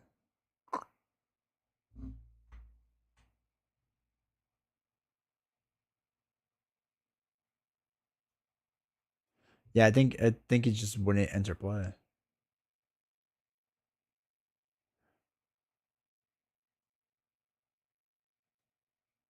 I assume it's like the minion one where you attempt to put in a play, it just wouldn't do it. You know what I mean?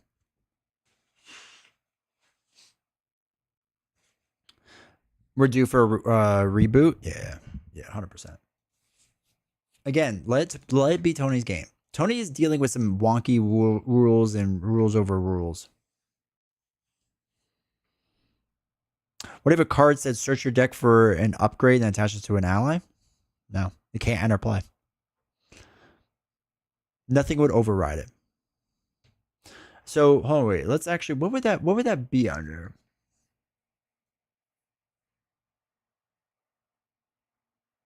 Maybe search.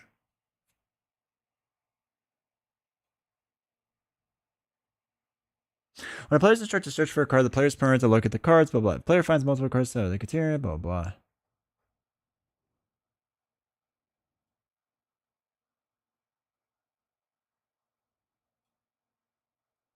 Now, it would have to be under unique rule. But I don't know where it would be. Hold on, wait. Read.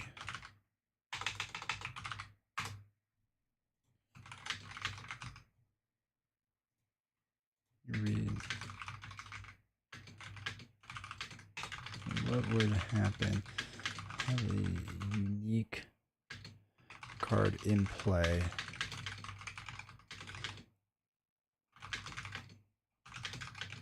Search for a similar card. Would the new place it, or can it not come into play? See if it can read it.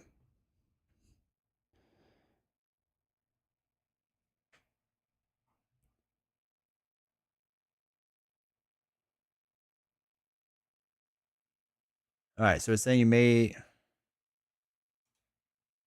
What's this rule? Star Wars Destiny? Don't look at Star Wars. Only Marvel Champions 1.7 rules.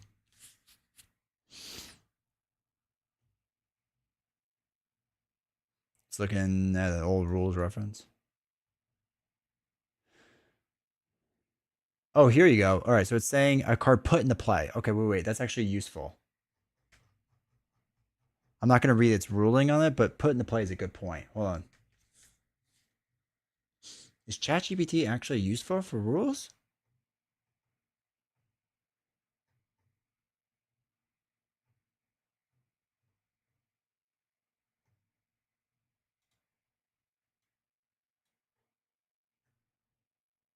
Put JK out. Where am I being silly?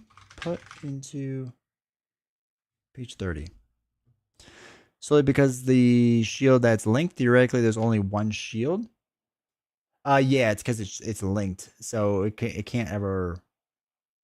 I guess theoretically, if you got Captain America's shield out, then it's fine. You could put that in, like OG Captain America.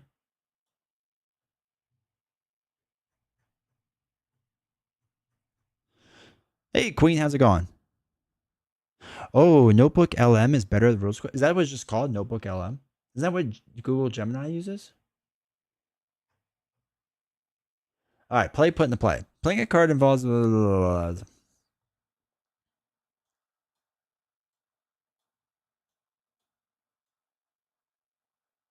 Unless otherwise stated by the put into play effect, cards that are put into play must do something to the player that state. No, that's fine. Gemini works a lot for it. Okay. I think it's Google Gemini upload. Okay. Get it, your chat GPT. Can you read this rulebook?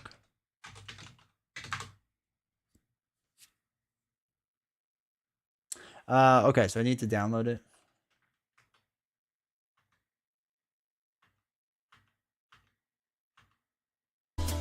Oh God, sorry. I was just hoping I just had it.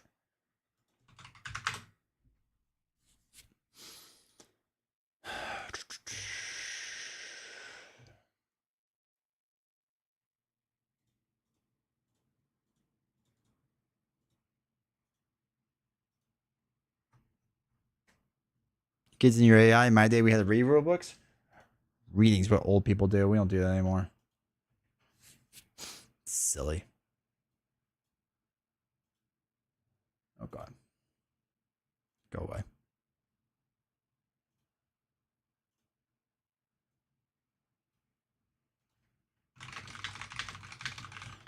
Rules. If I have a unique card in play and the game to put into play another unique card with the same title,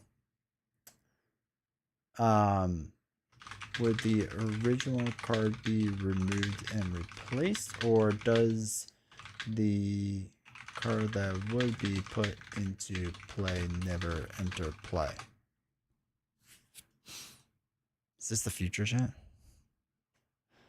Holy tabs, Batman? Yeah, because we gotta do a Reddit reply. Probably just going to start calling you Jason moving forward. That makes you feel old. Makes you feel odd. Let me know. No, that's fine. I don't care. Notebook LM, can you? It didn't use my link. It didn't like it. It got upset. I'm pretty sure Gemini uses it. I don't have the paid version.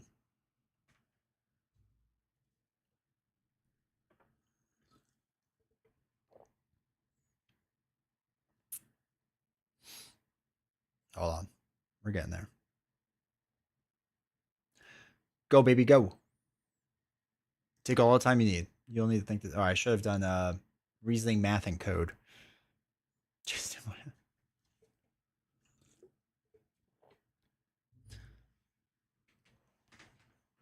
let's see how it's thinking. Reading the text, examining card uniqueness, isolating rulebook clause, defining in play. All right, so in the game, if you have a unique card in play and the game instructs you to put another unique, according to the unique icon, players in the game only have one copy. If the unique minion, okay. Yeah, I see. It's doing the same reasoning that I did, so I think that makes the most sense to me. All right. So with that rule book, hold on. Let's let's get crazy, chat. Rule book. I am playing as Captain America in hero form, and my alter ego is Steve Rogers. My friend is playing Falcon hero and his alter ego is Sam Wilson.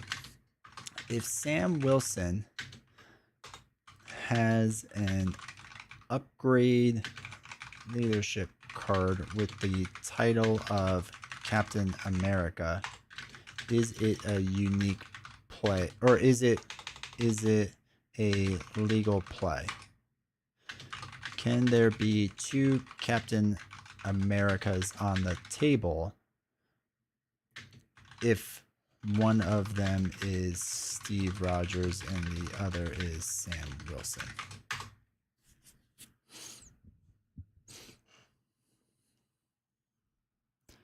So you're going to ask the rule on Retaliate? Oh, we should.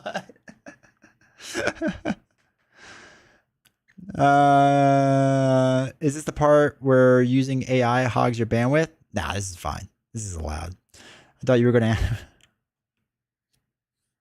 Skynet taking it down? No, we're doing all right? There's no errors on stream. We had a couple drop frames. Nothing too great. Do it. Okay, so a card with unique icon is considered... Okay.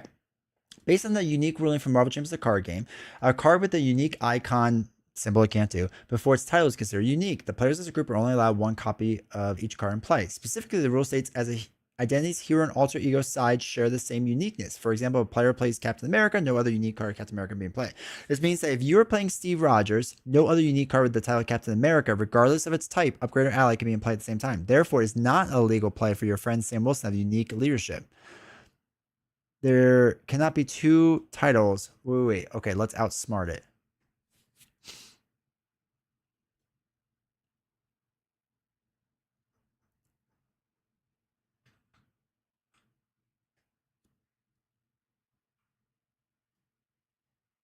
Okay.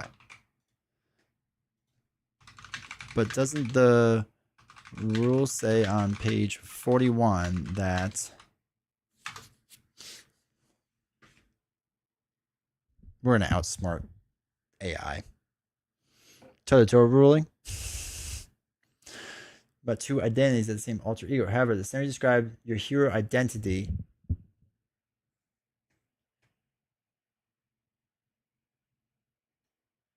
Man, okay. So you're referencing a specific rule about two identities with the same title but different alter egos. However, the scenario described involves your hero's identity, Captain America, Steve Rogers, and an upgrade card for Sam Wilson Falcon with also title Captain America. Based on Marvel Champions, the rulebook version 1.6, so I think that's it. The general rule for unique card applies. The players as a group are permitted to have only one copy of each unique card by title in play. Furthermore, explicitly states an alter ego, an identity's hero and alter ego sides share the same uniqueness. For example, player's cards Captain America, no other unique card could be played. An upgrade card does not have an alter ego, and the rule cited above specifically prevents other cards. Wow. AI just shooting me down. Maybe that, hey, you know what? I take everything back that I just said about Fantasy Flight Games. Maybe they ran it through Notebook LLM right ahead of time. I actually follow its logic. I understand what it's saying now. Like for me, because it is reading specifically what the rulebook states, and I kind of get what it's saying, and I wish they would have just read this, because this does make a lot more sense in the way that's doing things. But like because I'm naturally putting in like, well, they want you to be Captain America, so thus you're Captain America. Like I'm adding extra stuff, I guess. So that's crazy. Since Captain America is your friend scenario is an upgrade card and not the other hero identity, your general uniqueness rule applies specific rule regarding hero identity and the other unique cards being. Let me rephrase that. Since the Captain America in your friend scenario is a upgrade card and not another hero identity, the general uniqueness rule and the specific rule regarding a hero identity and other uniqueness cards with the same title prevent it from being played. Therefore, it is still not a legal play to have Captain America upgrade and play while you are playing as Captain America Steve Rogers. Man, maybe they're just running all their rules through AI and they're just ahead of the game. It's a very much this is technically correct, the best kind of correct scenario. I know, right? Hold on, did Twitch die? Oh, Twitch did die for a second. Did Kick die? Did everything die for a quick second? Oh no, YouTube's doing well.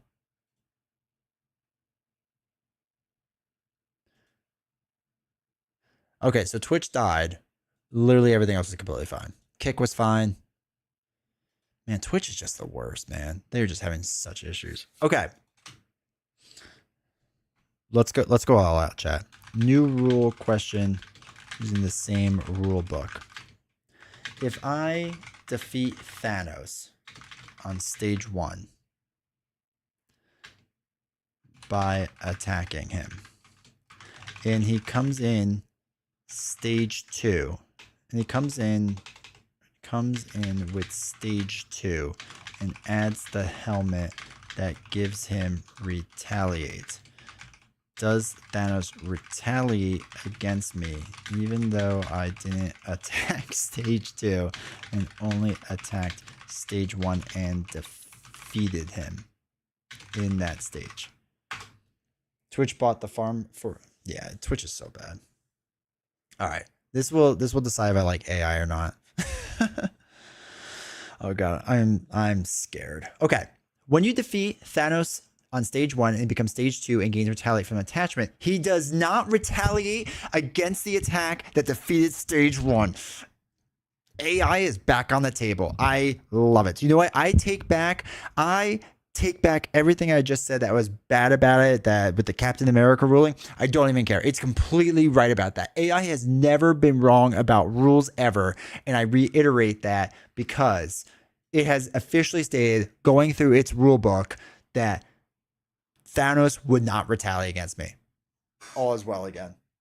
All is well again. I have never been so happy in my entire life. Let's see its logic and see what it thinks about. Maybe the same way I would think about things.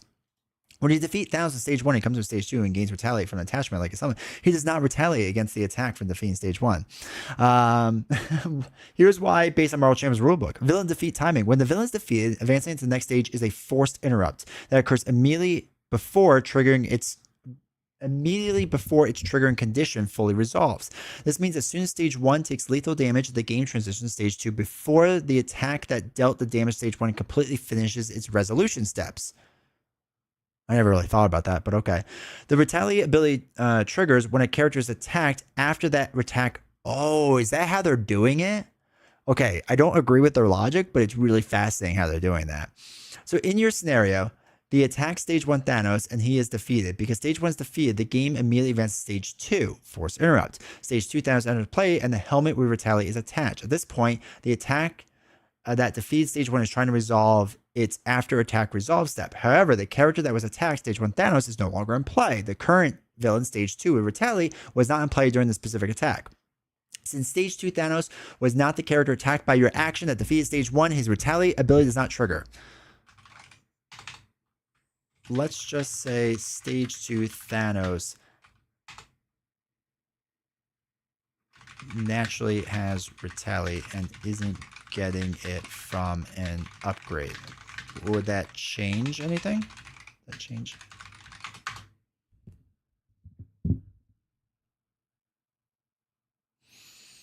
No, that would not change anything. So even if he had retaliate on it, because I know some people were like, oh well, you know, if it's slightly, you know, if it wasn't an attachment, like it would be different. No, it's the same exact argument. The outcome remains the same. I have never been so happy in my entire life, chat. Can I just say that? I know what you're going. Oh, that's true. I should give the AI a copy of the card. Welcome to Kick Peoples. It's all about Kick now in the future. Keith, is this still not working sound-wise? Interesting AI rulings deserve more of Bezos' money. I appreciate it, Lauren. Thank you. I appreciate the support, Lauren. 9 months. Enjoy the new badge. You should ask which hero is the best hero and see if it says Valkyrie. I'm trying again. Yeah, let me know if it doesn't work. Hold on. Okay, so now we got to ask it for about toe-to-toe. Can it read cards, chat?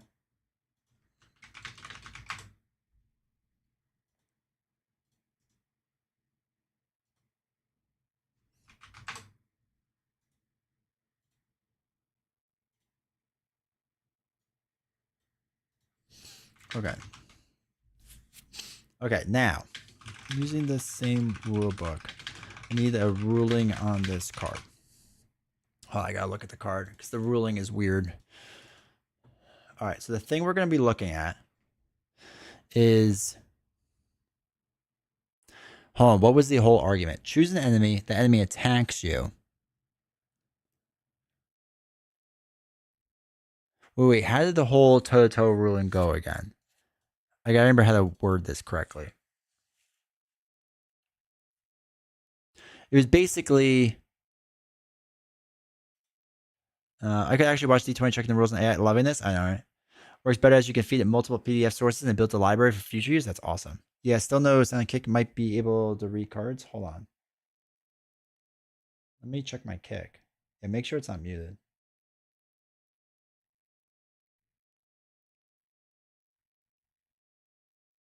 All right, let me see if I can hear myself on this. All right, let me see if I can hear myself. Yeah, I'm going to blame you, Keith. No offense.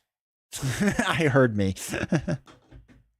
Okay, so our toe-to-toe ruling, basically, do you resolve the entirety of the card or resolve each piece individually? Yes.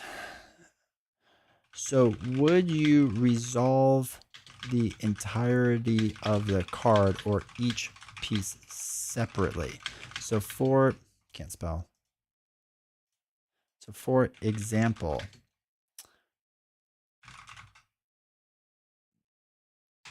example, while the villain would initiate an attack, it doesn't have to resolve it before. Doesn't have to resolve it. With an initiating attack, does it have to resolve the attack before you do the 5 damage?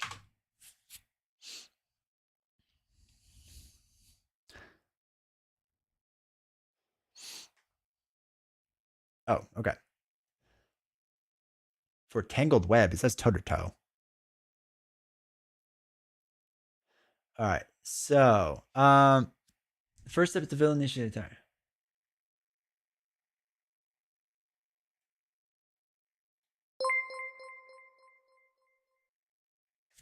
Oh my gosh, it rules the other way. Okay, wait. Hold on. It's not Tangled Web, it's toe-to-toe. Can you rewrite this, please?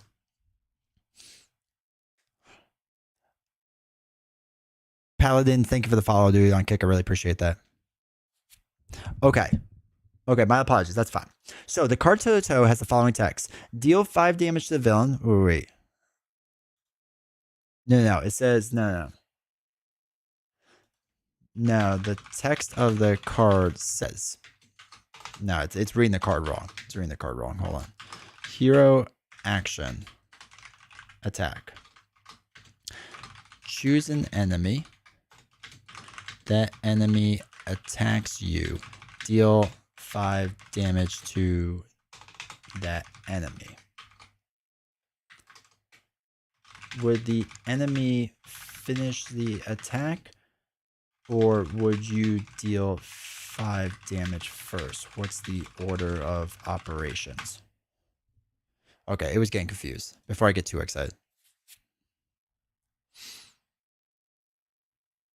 All right, proper text. All right, choose an enemy then. Okay, so you choose an enemy attack, toe-to-toe phase. You choose an enemy. That enemy then initiates and resolves its entire attack against you. This means that it goes through all the steps of the attack. Okay, yeah, so it's going to do everything, and then you deal 5 damage. The reason being is because we'd have to feed it Hall of Heroes, where the Hall of Heroes rulings were, because that's what screwed everything up. I forgot which one it was. But yeah, that's what messed that up. I don't care. This is all I care about.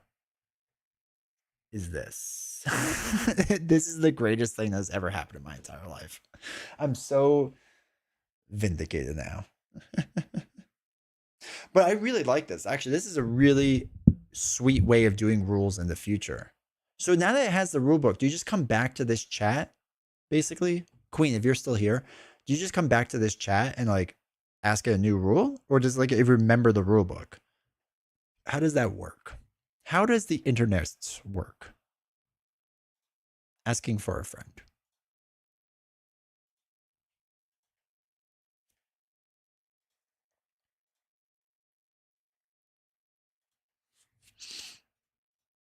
Oh, YouTube's having an issue. Oh no, YouTube's fine. I don't know why I said it was having an issue. Twitch is definitely having issues though. Holy cow, is Twitch having issues?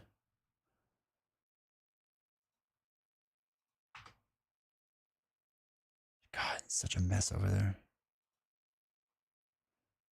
Okay. No, Gemini won't work. I think it remembers all your previous, doesn't it? I'm not sure. Give me the cliff notes of what I missed. I was trying to get everything fixed. Basically, AI has ruled that after feeding the rulebook to the game or to the thing, it first looked through card uniqueness and it said that the whole Captain America thing, that they actually ruled it correctly in Fantasy Flight Games. So I take everything back. I was wrong, apparently. And the reason I'm willing to concede that is because then we fed it the argument of Retaliate. And it agrees with me on Retaliate, which is the most important thing, honestly. It says that I am correct, that according to their own rules of Retaliate, I have been redeemed. But it does say that toe-to-toe works the way that you would expect it to, based on the rules. Gemini won't work. Okay. I can link you to mine, sent over Discord. I appreciate that. Thank you. Since to me that I resolve each clause fully before moving on to the next. Yeah. Yeah, there was an argument because of how they did, I think it had to do with Black Widow. And basically this all stems from the Black Widow argument of like, and they differentiate initiating an attack and resolving an attack. So basically the way Black Widow's one trigger worked is that you initiate the attack without actually finishing the attack. I don't remember all of it. I have to go back. It's been like a year. But it was this weird rule they invented with initiating and resolving attacks. We'd never seen it before. And they just made it up for Hall of Heroes. And it was like the big issue. So that's kind of where this all really like stems from, you know. Retaliate, marrying novels, already married novels. Best use of AI now. We can get it to solve. I know. I hate what they did with the Black Widow card. Oh, yeah. The Black Widow card doesn't make any sense. This is why they just need to start over. Start over.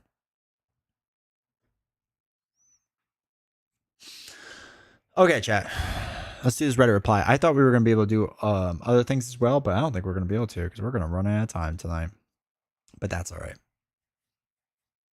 Now, I think with the Quick Strike Widow's Bite thing, well, I guess we could do that.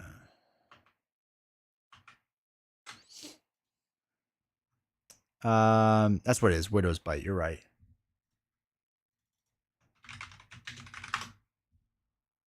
Oh my God. Widow's Bite.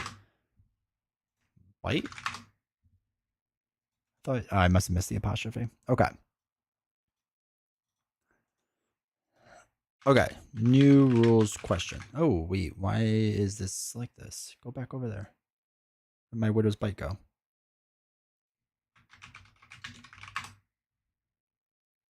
Holy cow. Wait a minute. There we go. Okay. New rules question for you. If I have Widow's Bite on the table and its table has an upgrade and it states hero response attack after a minion enters play, discard Widow's Bite. Oh God, I can't make the cost arrow. Widow's Bite, cost arrow. Deal 2 damage to that minion and stun it. If an enemy comes in with Quick Strike, what happens? I'll try not to lead it too much. All right. Use the AI that we have been gifted, gets a better ruling. Okay. When a minion with Quick Strike enters play while you have Widow's Bite on the table, here's the order of operations. Minion enters play. The minion with Quick Strike enters play. Ability triggers. Both Widow's Bite's hero response after a minion enters play and the minion's Quick Strike ability after the minion enters play are triggered simultaneously. Resolve response. According to the rules, responses can interrupt the game by resolving immediately after triggering conditions, before other abilities or effects can resolve, or before the game sequence continues. You have the opportunity to activate your Widow's Bite response. So, if you choose to activate Widow's Bite, you discard it, deal 2 damage to the minion, and stun it. Quick Strike attempts to resolve after Widow's Bite resolves. So wait, Quick Strike attempts to resolve. After Widow Bite would attempt to make a minion attack you. However, since the minion is now stunned, it cannot attack. Well, how does this work with the timing chart? Because that's their argument, right? Oh man, dude, the villain theory would be so happy right now. Wouldn't the timing chart on page 5 have it go the other way? Therefore, if you activate Widow's Bite, the minion on Quickstrike will not attack you because it is stunned. Let's ask it about that.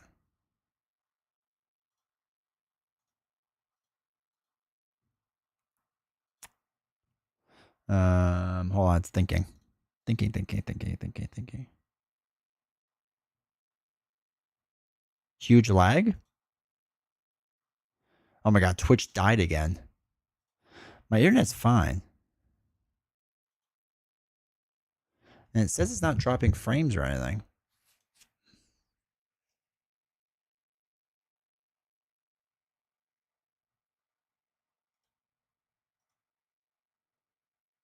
Is it still lagging bad?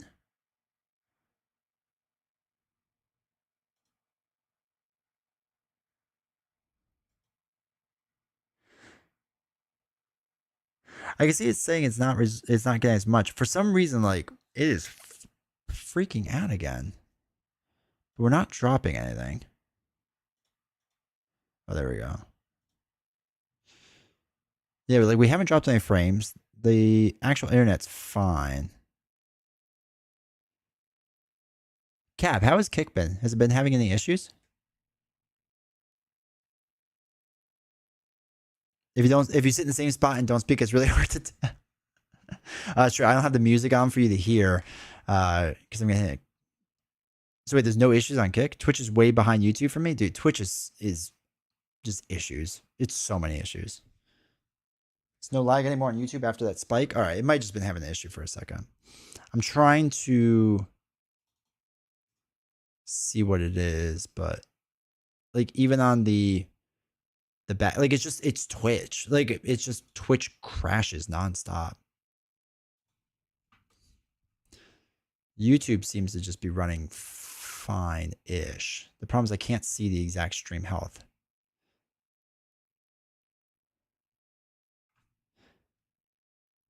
Yeah, there was some buffering issues there. Yeah, it's just like Kick and YouTube are fine. It's just Twitch. Twitch is having major issues. But that Stream Allenson saying, have rules questions, join the Discord at the same time. I know, right? Okay, so you're right to point at the timing chart. I appreciate you guiding me in the specific section of rules. Okay, page 5's rules. Let's reevaluate the interaction.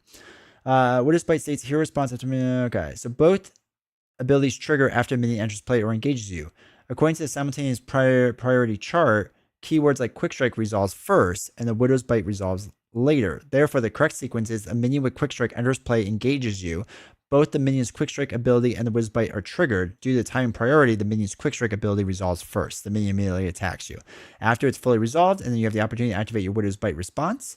If you choose to, you would discard 2 and done whatever. So yeah. Toe-to-toe is correct. Stop trying to change it.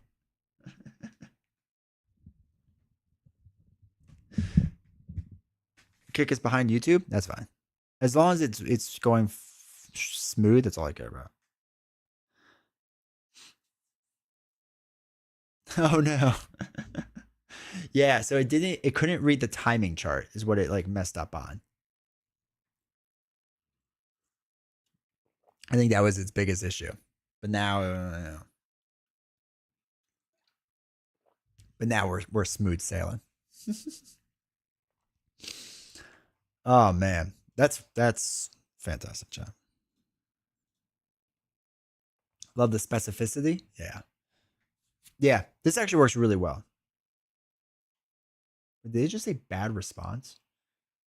Oh, because I put down that one. All hail Gemini. Is there an alternate Hall of Heroes based solely on Gemini rulings? I know, right? Yeah, I think so. The timing chart is what does it, and that's the big issue. I agree that like without that chart, this wouldn't be an issue, and I think they would have reworded because Black Widow came out before that timing chart. So I think beforehand it made sense. Just the timing chart messes everything up for people. That is.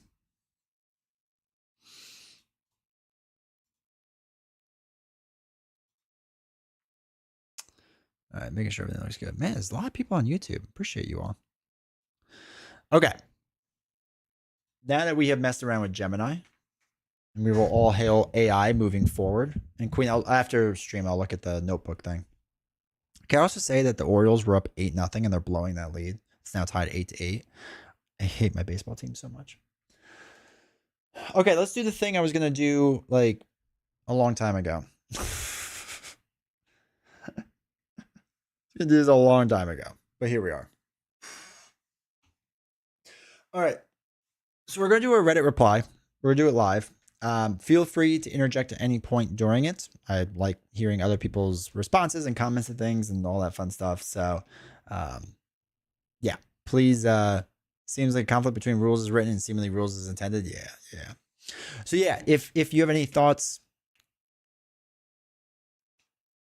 I'm sorry, Keith. What does? So if you have any thoughts, comments, questions, whatever on this, please put in the chat. Let me know so I can read it off and whatnot. But we're gonna go through this Reddit reply. Really excited for this way of doing it. And if there's any questions you think I'm missing, just let me know. Put it in chat. It might go through, it might not. I think for Kick, it definitely will. I think for other things, it won't, though. I don't really know. But let's jump into this week's Reddit reply. So, best aggro ramp heroes. I'm finally getting my friend to Marvel Champions this evening, and I want to make sure it's a good experience for him. So I asked what he was looking for in a hero to start with. He absolutely adores a mono green ramp in Magic the Gathering. That is a sentence I do not understand, but okay. Which non-Magic players, thank you, means slowly building out resource generators and playing big cards and big onboard upgrades and allies in late game. However, he also likes to punch things and be aggressive. I'm extremely familiar with this game, but I'm looking for your opinions. He's a seasoned board gamer and still wants to learn experience. So, new player friendly-ish, build out and late game focused, aggressive but easy to complement. Reddit reply featuring Gemini, I know, right? Hey, Kyle, welcome to chat. Okay, so about the Orioles, yeah. What I would say for this, I still think that like building out and whatnot, the best one is Ironheart. I really like Ironheart built out.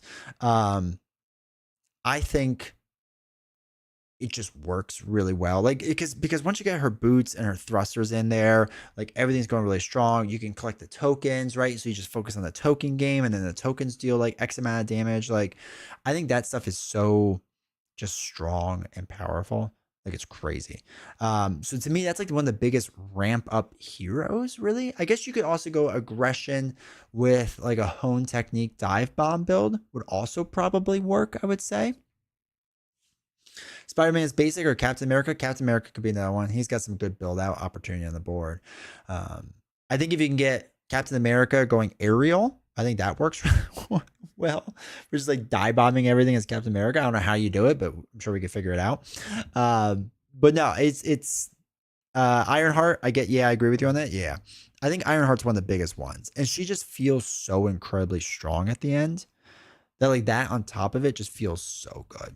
You know what I mean? Like, it's just so powerful, so incredibly powerful. So that would be kind of what I would recommend. I feel like there's so many heroes though that like just get better building out in general that don't have like the same ramp up really. Yeah, I don't know. Hone technique and full body charge. That's another good one too. A full body charge with hone technique. That's a good one too. I don't put Captain America's shield if I'm using the Captain America title card. When deck building, I don't put Captain America's shield if I'm using the Captain America title card, right? What do you mean? Oh, for the Falcon thing? No, it's a linked card, so it doesn't go into your deck. I'm pretty sure. Iron Man or Black Panther are early heroes like Ironheart. That's true, Cyber. Iron Man's a really good one too. When he builds out fully, then yeah, he gets nuts. Right, so that is a good example of it. That's a really good one. Yeah, I think that's solid.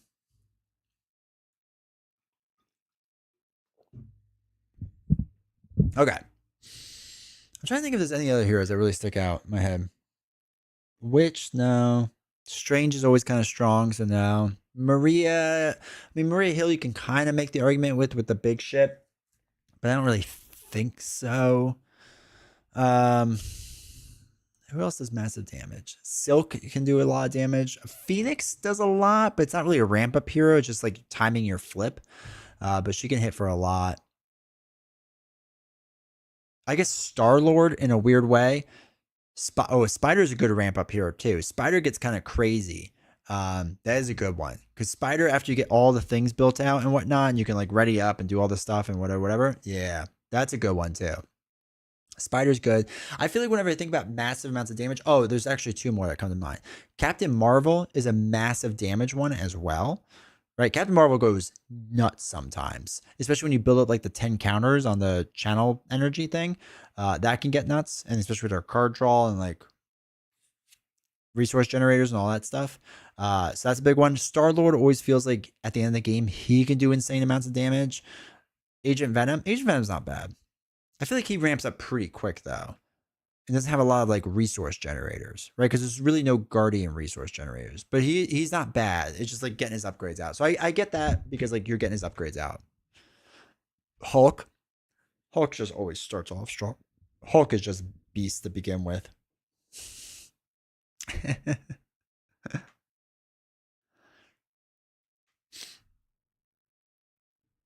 Rocket, but skill level is high. I agree. Magic the Gathering arena is rigged. I agree. Rocket can do crazy amounts of things. Cable, load the victory display. That's another good one. I don't really use that one. Ready for a fight, insert hero. Great deck ramp. That's a good one too. He's his own resource. Yeah, his own resource generator. That's true too. All right, it's a good start. So I think those are some of the best ones. They make the most sense to me. I guess you could argue Black Panther kind of is too. Like he doesn't ramp up to major attacks, but you definitely have to ramp him up to start like doing things. What about Nova with Hone Technique and Dive Bomb? Yeah, I think any hero with Hone Technique, Dive Bomb, or full body charge works in that scenario too. So really, it could be almost anyone if you're willing to go down that route. So got Hulk for Father's Day, and yeah, whoever designed him is the biggest Hulk hater of all time. Venom is his own resource generator. That's true. That is true. All right. The best Marvel Champions accessories that actually get used. Hey, I have a pretty full collection, missing 12 hero packs. Okay. I'm going to be that guy for a second. That doesn't sound like a full collection or pretty full. That's like a quarter of the hero packs missing, right? Because if there's like 50, that's basically a quarter. Okay. So now I'm looking for accessories for playing. Specifically, I'm looking for accessories that make the game easier to play or help save table space. I know there are a million things on Etsy, but I'm looking for recommendations of the best accessories based on your experience, not just what looks cool or sells well. Located in Omaha, Nebraska, that helps and have some money to spend, but not looking to spend a fortune. I truly appreciate your feedback and loving this game. What you want to do is go to buy the same token, but use my link down below and get 5% off. But honestly, tokens that do the ready and exhaust, I think are the best like space savers. I've also seen some things that like, again, hold villains or the decks vertically, usually save a lot of space as well. And I think those are really just your biggest things. Baron's Ammo makes a good ashtray. So yeah, I think anything that holds, especially if you're not playing on a camera, the ready exhaust is the biggest thing. But being able to have the villains and stuff vertically, I think is the biggest thing, because that saves table space. It makes it easier to read and just like easier for everyone. And like you have to keep like picking up the card and whatnot. And I know you can do that. There's some Etsy stuff. There's people that make it out of Legos. Like there's a ton of things you can do. I love collecting the Infinity Stones. I'm missing 4 of them, but I have a pretty full collection. $25 ready exhaust for $10. Exactly. Basically giving it away for free on my channel. Please use the link. So yeah, I think those are the biggest ones. Definitely ready and exhaust is your biggest thing. Excuse me. Exhausting a card just takes up so much space. I don't care what anyone says. I get it because I come from the TCG world where I did that too as a kid, but it just it's time to be an adult. Use ready exhaust tokens. Oh, that's also another good one. Shield card sizes. I just broke up my shield expense. I haven't seen it anywhere, but the card sizes are slightly smaller. So when you shuffle them with the standard set, it shows. I imagine this will be an issue for mixing modulars. Yeah, I hate to tell him. That's a misprint. Like none of their stuff, like their stuff is exactly the same. Also, you should be sleeving everything, so I think we can agree on that. But yeah, this shouldn't be a thing. Like you should not be having an issue with that at all. Status cards, or status tokens versus cards, also a good idea. That is a good one too. That is a good one. But yeah, if you ever like, the one thing I will say about Fantasy Flight Games is they do a really good job, generally speaking, of all their cards being very consistent in thick, except for the organized play stuff. That stuff is different. But generally speaking, besides organized play, it's the same thickness, same sizes, same coloring. Like they're very consistent in their coloring. Like I'm a big Chip Theory Games fan, but a lot of Chip Theory games from print run to print run, the coloring on the back of the card changes. Like they can't keep it consistent for whatever reason. I assume the printer is just not very good. But Fantasy Flight Games does a really good job.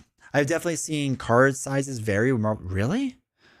That's crazy. I don't think I've ever had a card vary size ever. I've always been really consistent. And I don't know if I've just gotten super lucky or what. That's interesting. Has anyone else had varying card sizes?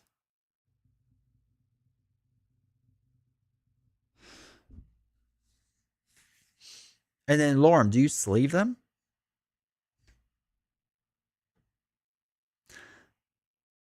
Yeah, no, sleeves definitely will help you mitigate that for sure.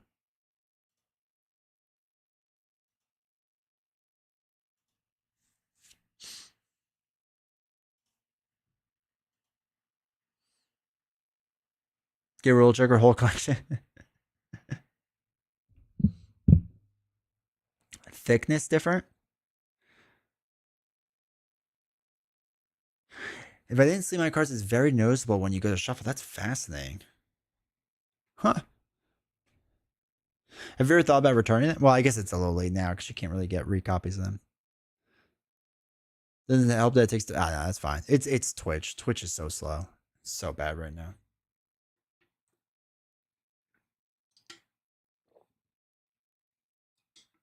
Sometimes when you're fresh, it catches up, but not really. Not all the time.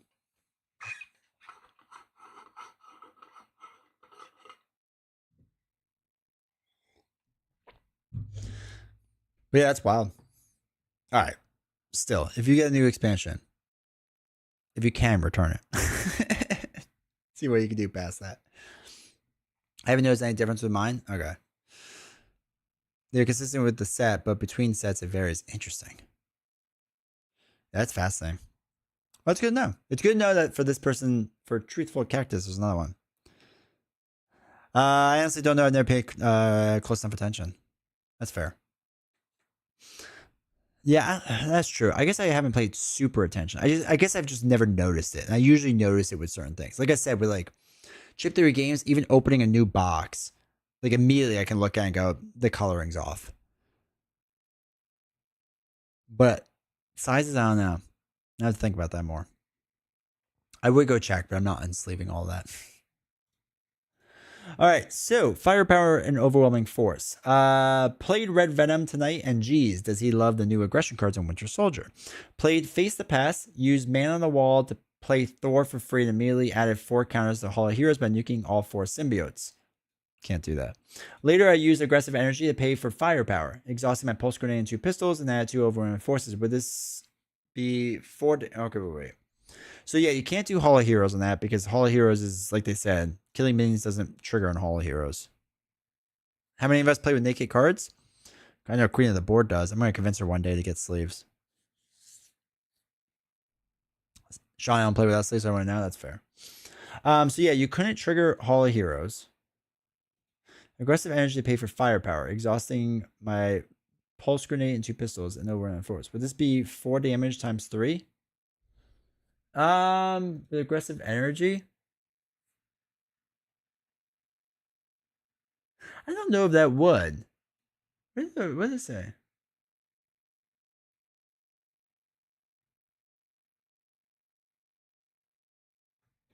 I don't know how does firepower work?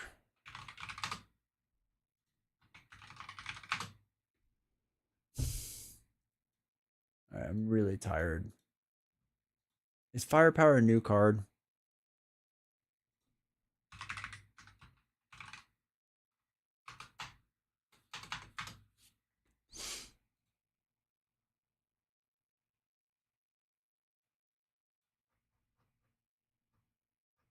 Thank you.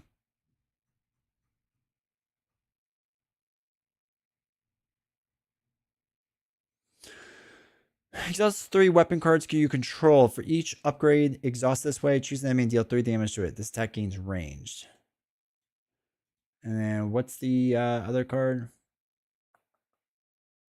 Aggressive energy.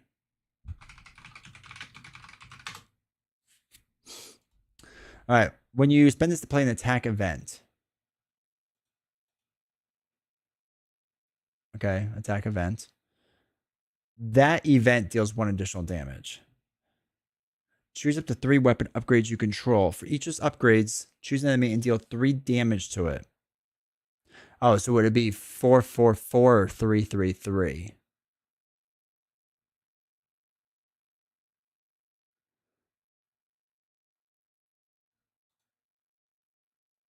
Yeah, bumps all, right? You spend this card to play an attack event. That event deals 1 additional damage.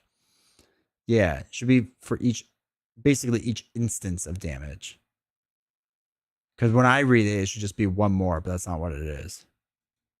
It's probably Bucky. Rocky's gonna love that card now, right? Bumps all firepower will work well with Venom. Dude, Venom would be really strong with that card.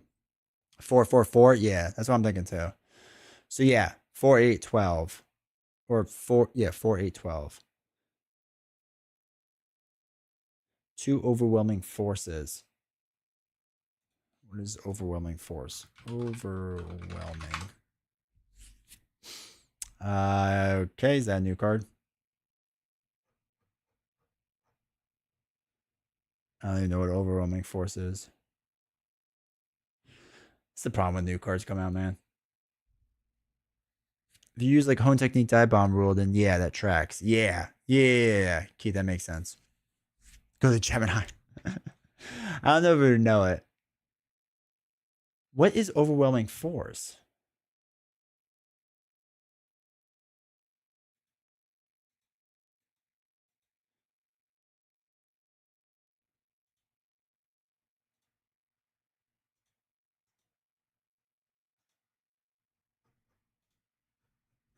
It's not in here, is it?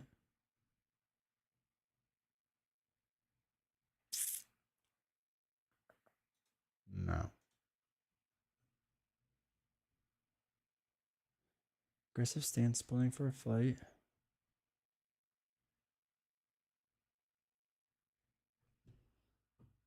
Oh, directive force. Thank you. When your hero makes an attack that has the keyword, that attack deals 2 additional damage. Max 1 per attack. It only adds 2. Max 1 per attack. When your hero makes an attack that has the keyword overkill, that attack, it only does 2 extra damage then, right? D20 staff champion.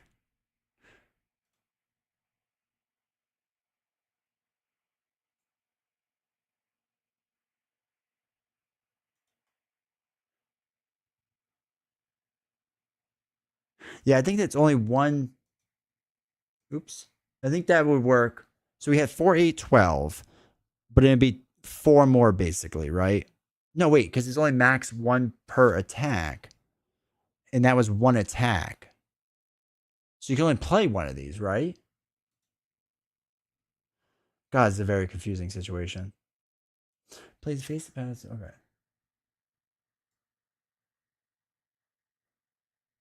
And adding 2 overwhelming forces. I don't think you can.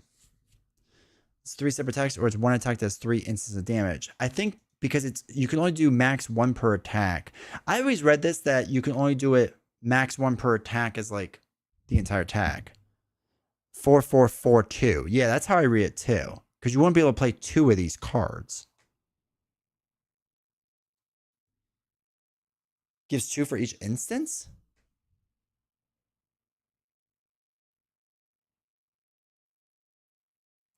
Would it?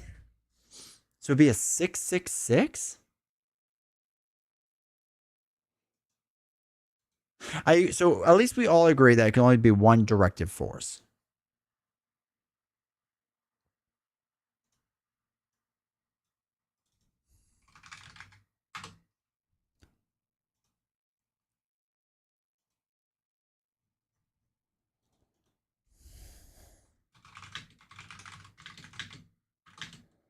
This would be so much to type.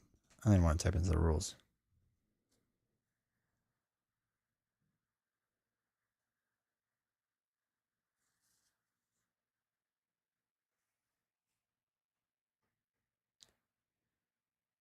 Is the card an attack of 4/4/4?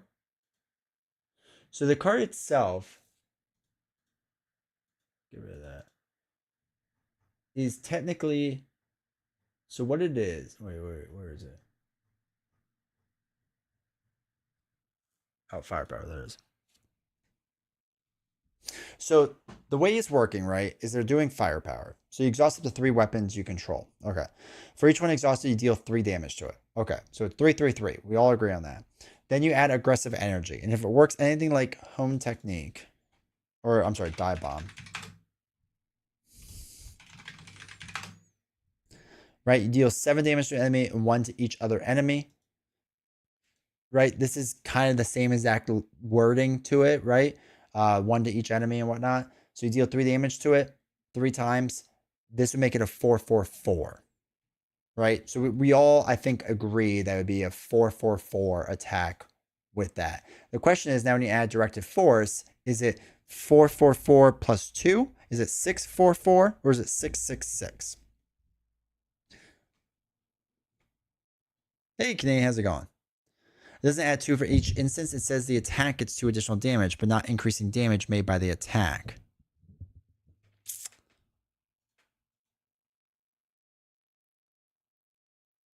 Deals 1 additional damage.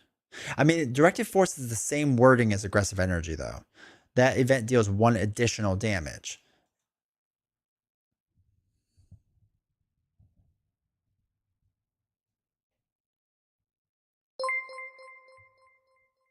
Oh my god, Canadian. GR8B8, M8. I relate, STR8 appreciate, and congratulate. I R8 this B8 and 8/8. Plaza no H8, I'm STR8 tier 8. Cray 8 more, can't W8. We should conversate, I won't bo8, my number is 8,888,888, ask for N8. No calls L8 or out of ST8. If on a D8, ask K8 to locate. Even with a full PL8, I always have time to communicate, so don't hesitate. Canadian, I appreciate that. 29? 29 months, dude. Thank you. Do you see the stuff about Twitch and multi-chat, Dan? Yeah. I'm telling you, Twitch is done. Twitch is having a ton of problems with me tonight. You know what's not? YouTube and Kick are running fine. Twitch is running terrible for me. So yeah, it does have range. Marvel Champions logic is different than real world logic. When it buffs an attack, it buffs each instance, but it wouldn't work when it's one instance that splits. Right. Like we have the one with the like the separate instances on the Wolverine card, right? Is when it like doesn't trigger or something like that. Yeah, I think if aggressive energy works the way we think it does, when it becomes a 4/4/4 with aggressive energy because of how die bomb works, I mean, since this is worded the same, I kind of agree. Then it would be a 6/6/6 card, which would be nuts. Same thing as, yeah, like I agree. And this is why like aggressive energy never made sense to me personally. Like I know I'm wrong on this, so I'm not trying to like argue this. But to me, it was always like, if you play an attack event, you just deal an additional damage. So like, for example, this would be 7 damage to an enemy and 1 to each other enemy. And then I would just deal 1 damage to an enemy or something like that. I understand why they ruled the way it did, because it'd be really, really confusing. But yeah, it's weird. It's a really, really weird way of doing things. Huh. That's an interesting rule. It'll be fun to see if that actually gets like thought out more. And if I get more ambitious, then when typing all those cards, run it through AI. Okay. I'm possibly looking to start collecting and maybe playing. I have a question. Are there any like limited edition or cool variant cards? Oh, wait. We'll get to that in a second. Think of those multi-hit attacks and attacking one attack and then multiplying rather than dividing it. Well, it's like, what's the Wolverine one?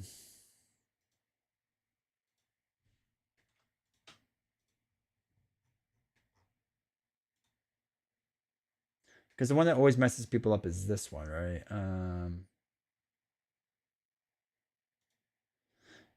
Because this is 2 separate attacks.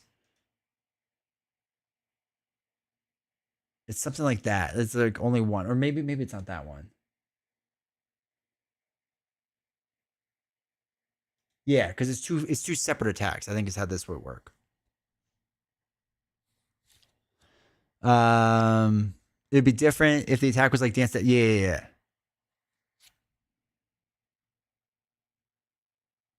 The 1 additional damage? No, because the 1 additional damage from this wouldn't count, right? Because this is dealing it to the event, which is the event is this event. So aggressive energy would only work for this event. You're not paying anything with this.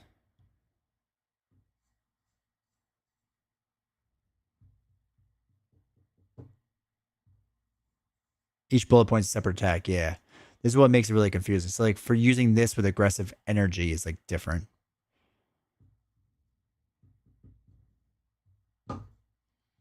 Super confusing. Correct. Okay. Man, it'd be nice if they streamlined this. Does it matter that aggressiveness is that event versus direct force is that attack? That attack.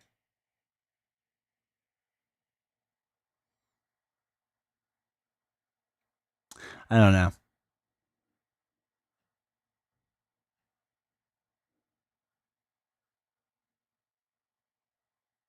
Change on how damage is spread, yeah.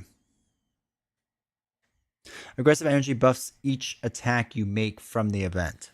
Okay.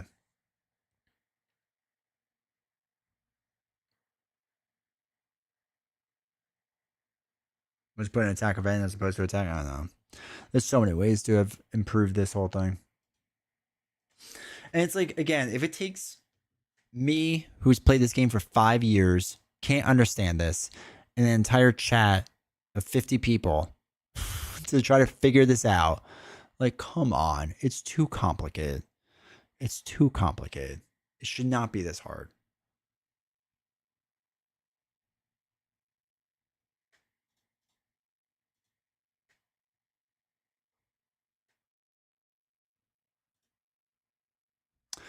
Hold on. My YouTube chat gave out.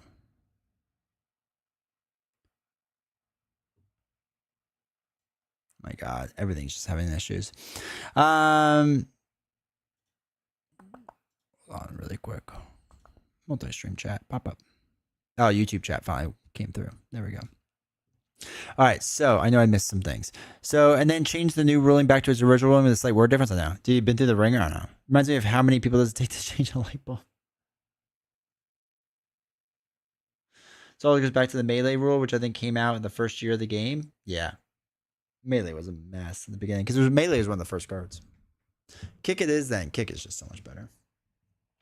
So much better. Future is kick. Kick is the future.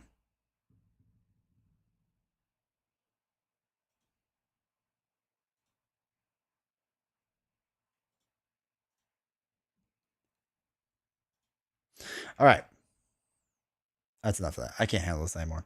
All right. So hello. I'm looking to possibly start collecting and maybe playing. I have a question. Are there any like limited edition or cool variant cards? So they said like not really and whatnot. And that's not entirely true. Obviously there's organized play stuff.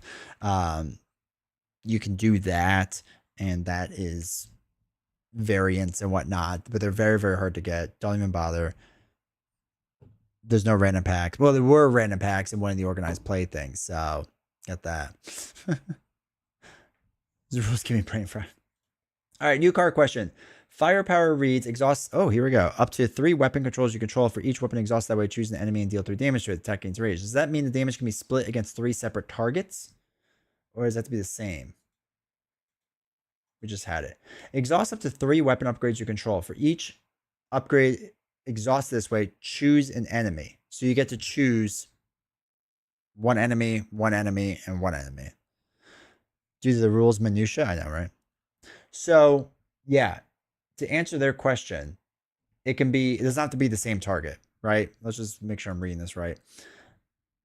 For each upgrade exhaust this way, choose an enemy. So 1 upgrade, choose an enemy. 2nd upgrade, choose an enemy. 3rd upgrade, you can choose an enemy. So yeah, it's 3 attacks.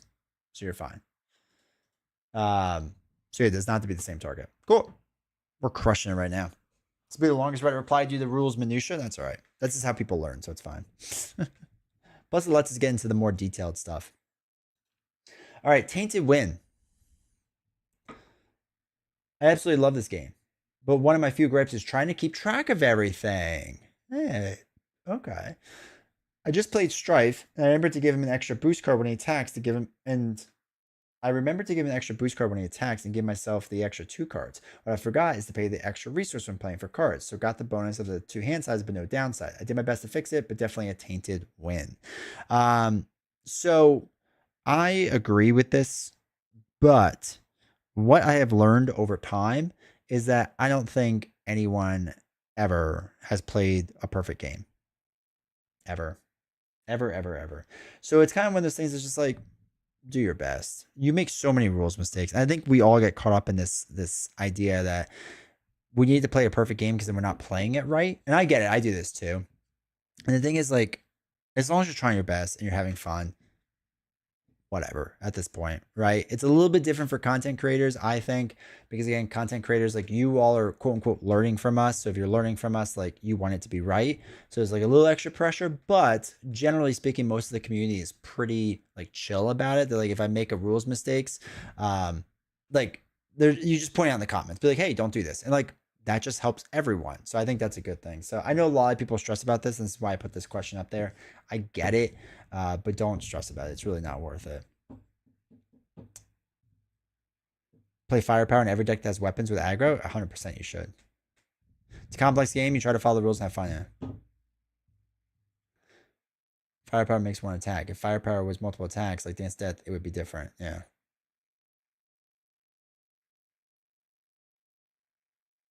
Has to be every time I play Claw, the handful of wins I have against him is Tainted. Yeah. You should go ahead and go. I sometimes try to fix it when I'm playing, but we made, like, on the live streams here, we've made so many mistakes. That's one of those things that are just like, meh, whatever. We'll move on type of thing, you know? I remember I stressed about it early on. This is also another reason why I want to go back to playing Lord of the Rings, is because my early days of Lord of the Rings, I stressed about making rules mistakes and I get like anxiety over it. And now I don't care anymore. I just want to have fun. So I kind of want to go back and like play that because it won't bother me as much. But I played the new Spider-Woman ally the other day with Spider-Woman player in the game. FFG still hasn't caught me yet. Bro, they watch these streams. Skelly, they are coming for you. But yeah, I'll rewind some plays a little bit or try to make it up, but I do my best and call it a day.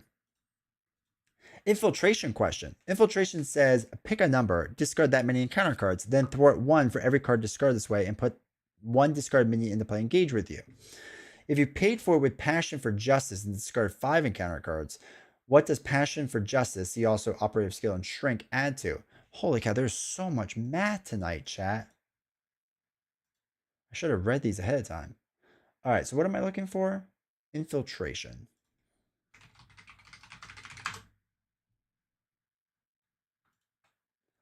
Okay. Infiltration. Choose a number 1 to 5. I choose you, Pikachu.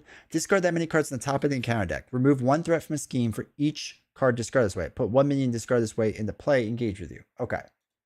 Can do. Now, Passion for Justice. What is that? Passion for Justice. Passion for Justice. That event removes 1 additional threat. Okay, so if we pay for this with Passion of Justice, this will automatically remove 1 thwart. right? So you still discard the same amount. So let's just say you pick the 5, it removes 6, right?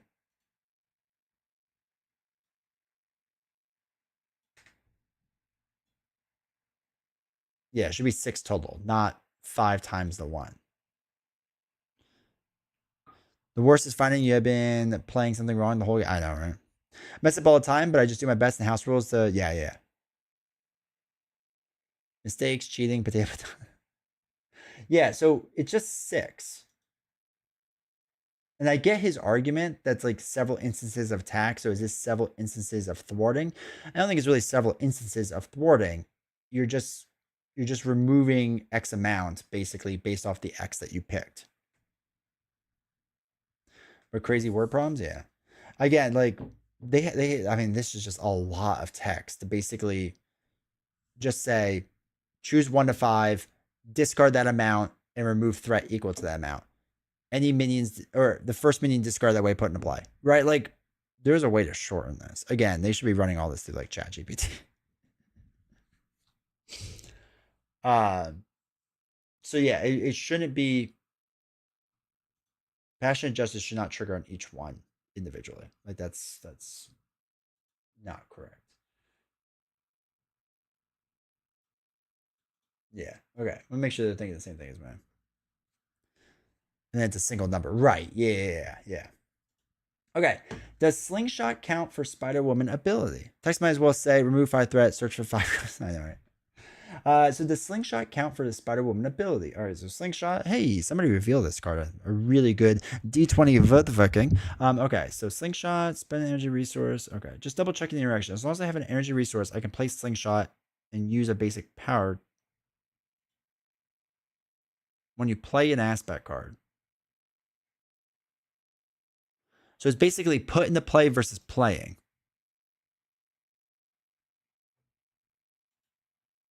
Put Slingshot into play from your hand on your player's control. At the end of the phase, if Slingshot is still in play, return her to your hand. When you play an aspect card, ooh.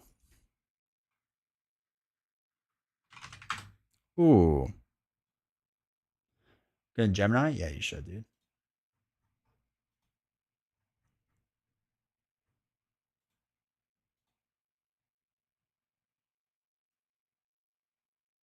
Gemini P. Okay. When a card involving playing the card's cost and placing the card play area, this card and just play. Some abilities card put into play. This bypasses the need to pay the card's cost as well as any restrictions. A card that is put into play enters play in its control player area. Cards of text type form only. That's fine. Do so in the play area and state that matches the rules. A card that is put into play is not considered. All right, here's the sentence. A card that is put into play is not considered to have been played. So with this, it's when you play a card, right? And it has not been played. It was put into play. So no, this would not trigger. We're getting down into it. Yeah. Slingshot gets put into play, not played. Yeah, exactly, Skelly. So yeah, this would not trigger Spider-Woman's ability. That'd be a really nice thing that they get 2/2/2 each time. But yeah, no, that would not trigger. Because of this ruling. What page is this? Just so people know. Page 30. Maybe that. Sweet. We're crushing it now, chat. Yeah. Oh, they agreed. Good job. It's always nice double checking what comments say because sometimes they're wrong, but it's nice. Okay. Am I the only one that ignores completely Hope mod for Juggernaut? I store all my X-Men content in 2 boxes, classic X-Men and everything else. Juggernaut, despite being including the X-Force wave, is stored in a classic box. Okay. The other day, a friend asked me, where do you keep the Hope modular with Mr. Sinister and Strife? She says required for those 2 and Juggernaut. In my mind, Hope was tied only to the final 2 scenarios. But he is right. She is listed in Juggernaut scenario. Yes. I think I've never played Juggernaut away and neither found an inconsistency. I say this because usually the required modulars like gemstones are part of the scenario needed. Not in this case. Is there some treachery? No. So the only thing that it really does with it, well, no, I think he interacts with it, doesn't he? Hold on. The one big thing is when you flip his helmet, she could do more damage, which is one of the big things.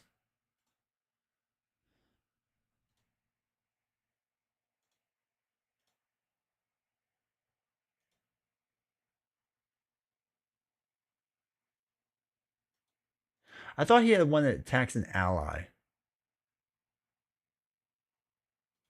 But maybe not.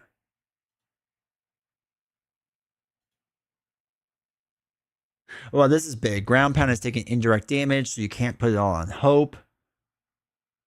Yeah, so this is where it's big, right? Trample. So this is why Hope Ally kind of needs to be there, because Juggernaut attacks the ally with the fewest remaining hit points. So this is one of the big things of why you need the Hope Ally in there as well, because that will affect things, right? Because now you have to like block for it versus like, you know, just saying like, oh, one of my other allies is going to take it, right? Set my age when I get around to any of these rules questions I have forgotten. I think he is the one that doesn't. The other two do directly interact. Nah, he does. He does with this card. Two versions of Hope Summers, though, or is he referring to the campaign version of her? I assume he means the campaign one, because he needs... It's a required modular set, right? Yeah, Hope Summers. Yeah, Juggernaut targets an ally.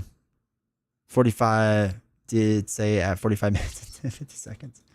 Does he have another one?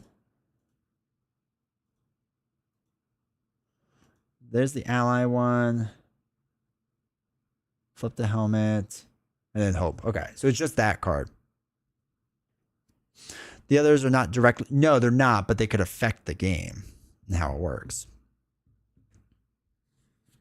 Right? Because if the issue is, if you have Hope Summers with 1 life left and Hope Summers leaves play, you lose the game. Right? Yeah, so at least play, you lose the game. So this card would say like, when revealed, Juggernaut attacks the ally with a few remaining hit points. If Hope would be the only ally there because you have no other ones, right? This now has dramatically changed how the game interacts to like the point where you can lose. So it doesn't name call her like the other ones, but like to me, it's equally as important.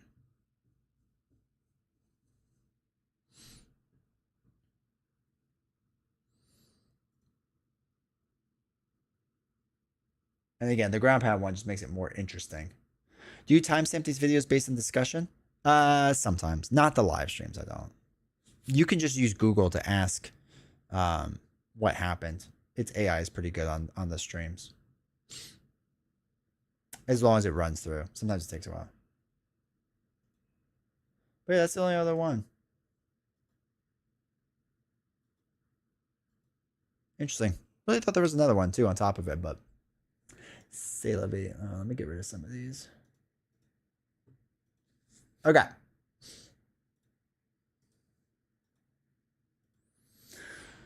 All right, target spotter. Trying to wrap my head around, can I activate until the end of the phase? Will the minion activate at all, or is the activation just delayed? Okay, so is this, can I just read this on here? Target. All right, Persona Shield. When a minion would engage a player, remove 1 target counter from here. That minion cannot activate until the end of the phase. Engage that minion. This is a weird card, the way it's worded. So when a minion would engage a player, remove 1 target counter from here. That minion cannot activate until the end of the phase. Then you engage that minion. So yeah, it's just delaying it, right? Leaning toward the first, but not 100% sure. I think I know how it works. It would be fun pulling minions off. Yeah, it's like, it's just delaying it, right? Any window for them to attack is over.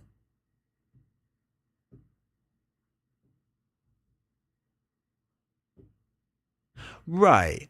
Well, when a minion would engage a player, remove 1 counter from it. That minion cannot activate until the end of the phase.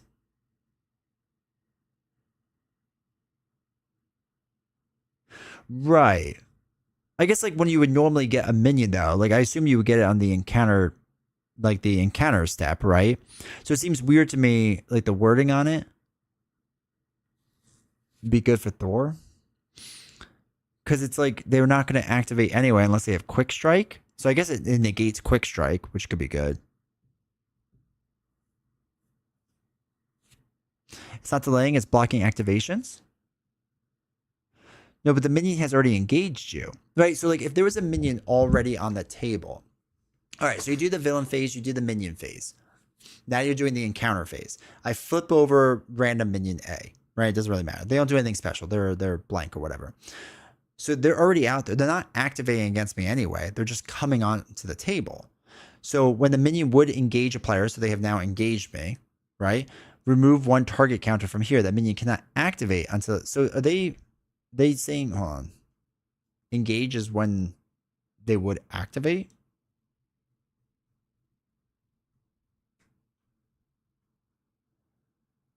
I don't think I've ever... When a minion enters a player's area, it engages that player. Otherwise specified by a minion or by an effect that puts a minion into play, that player engages the player's resolving. An engaged minion remains engaged the player until it is defeated. Yeah, so it's not even when it attacks you. It's just when it comes into play. Yeah, Skelly, I agree with the quick strike. You're 100% right with that. With the... Well, no.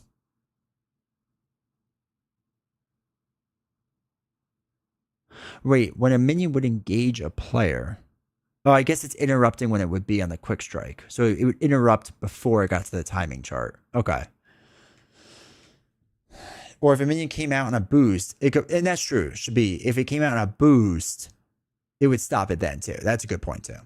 Essentially a stun in a way, so they would work against a stalwart minion. It would have to be before the activation because that's what, yeah. So yeah, Shpee, you're right. If it's a boost card that puts the minion in play, then yeah, that would stop them from activating against you. And yes, and to Skelly's point, if they were doing quick strike, that would stop them from doing it as well. So I guess that's the main phase you would do it for. It just like feels weirdly worded with that. Minion cannot activate until the end of the phase.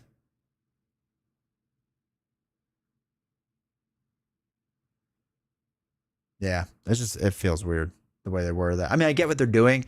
Just, okay. And then you engage the minion. Also, it's weird that like they change it. So when a minion would engage a player, remove one counter from here. That minion cannot activate till the end of the round. Then engage that minion. But we're already engaged with the minion, which is what makes it sound even weirder. Like it's the counter doesn't stop us from engaging the minion, it just stops it from activating, which are two different things.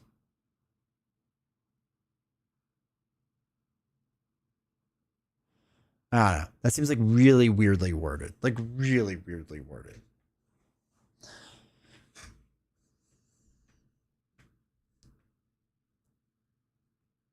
The effective communication is not considered played.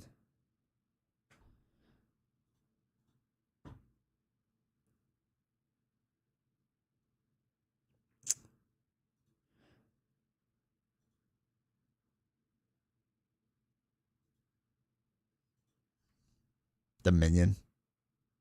The good system about the effective communication likes to be in play until the end of the phase. No. That's just it's a weird card to me. It's worded really, really weird.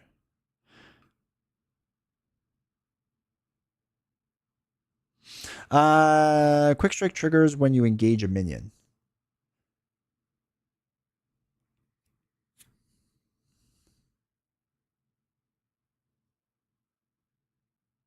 Well, wait. No, wouldn't quick strike still trigger then? Because here's the thing, we're engaging the minion at the end. So when a minion would engage a player, remove one target counter, the minion cannot activate until the end of that phase, right? So the phase is now ended when they activate. Then you engage that minion. Is it saying, because it's weirdly worded, is it saying that you're engaging that minion right away?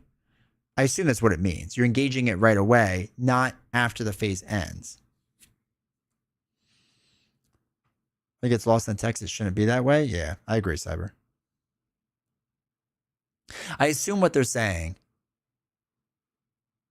and I think that's part where the confusion comes from, is that you're not re-engaging the minion, basically.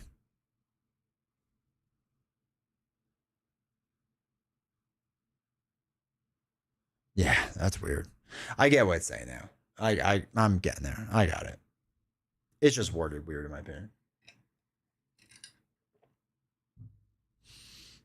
Again, it feels like a lot of text to do that, but whatever. Okay. Do Ultron drones attack first turn? Subject to us as all. I have no idea what that is. It depends which drones, right? Am I being silly?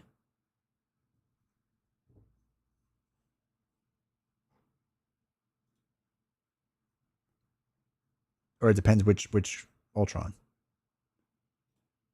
Okay, so after Ultron attacks you, choose to either place one... Oh, wait. What was their question? Do Ultron drones attack first turn?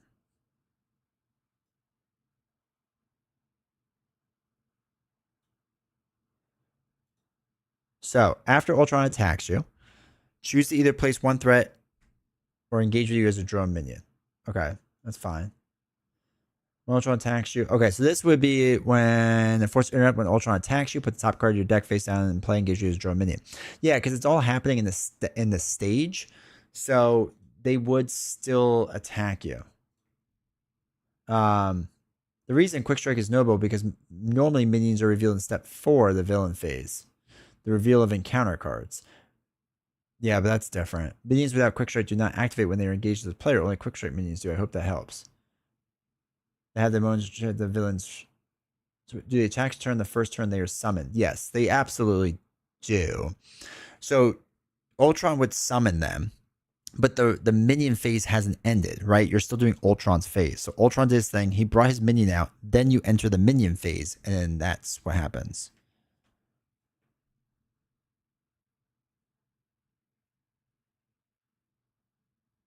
Make drones, not minions attack. So they attack. Yeah, drones would attack. Yeah.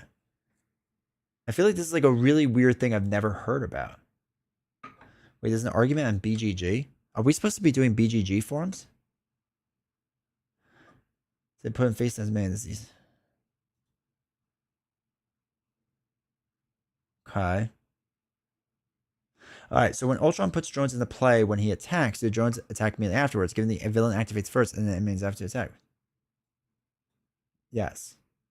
They means and so they activate after the villains. Yes. Okay. I feel like they agree. If you follow the rules of villain phases, it means. So yes, they attack immediately. Yes. Yes. They did the whole thing. Is this like a serious discussion though?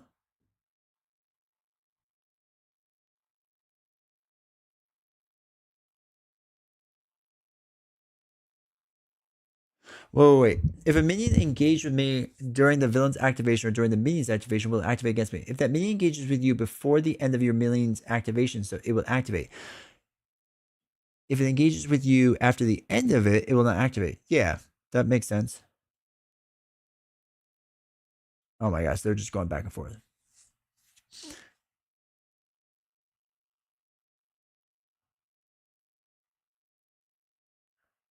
Oh my god, they're just arguing back and forth.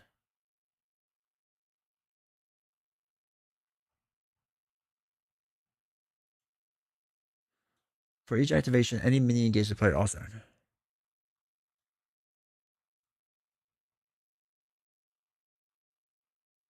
That is a weird leap in logic.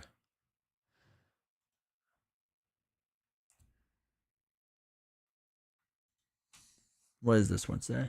Oh my god, there's an FFG forum archive. All right.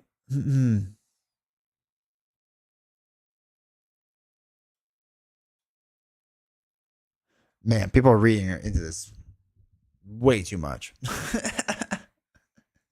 Long story short, all I've learned from that is don't read forums for 4 years ago is the best way to play this game. They attack you. They absolutely attack you. Same deal as when a minion comes out from a boost. Yeah, 100%. Put Ultron with the Sentinel mod. Put the rulebook in Gemini and you add AI bot a choice and then fix it. Yep, exactly. Yeah, people I think just go down really crazy rabbit holes with this stuff, and I get it, like I do too. But like, don't do that. It's much more basic than what you think it is. All right, last question. Frostbite question. Iceman has villain down to 1 health. Iceman is down to 1 health. I like that they set the scene. Hot-headed is an obligation on the table. It says that after you attach a frostbite, take 1 damage. Iceman can basic attack for the win. When Iceman makes a basic attack, attach frostbite.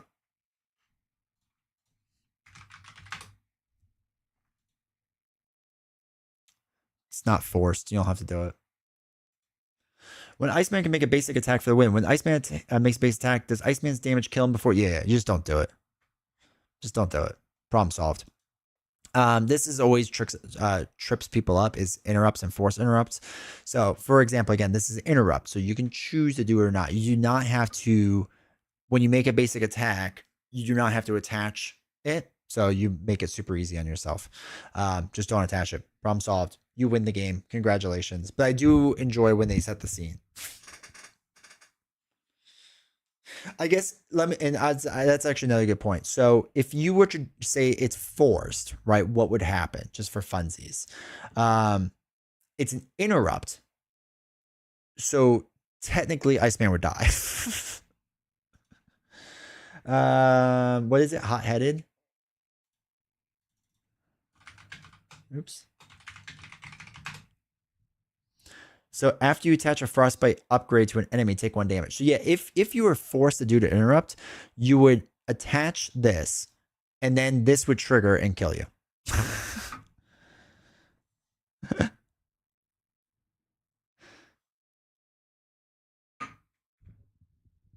So funsies if you want to do it that way. All right, man. That was, I think that's safe to say that was our most extensive Reddit reply ever. Which I actually think doing it at this format now is a bit better because I feel like we actually got to really dig into things and figured more things out.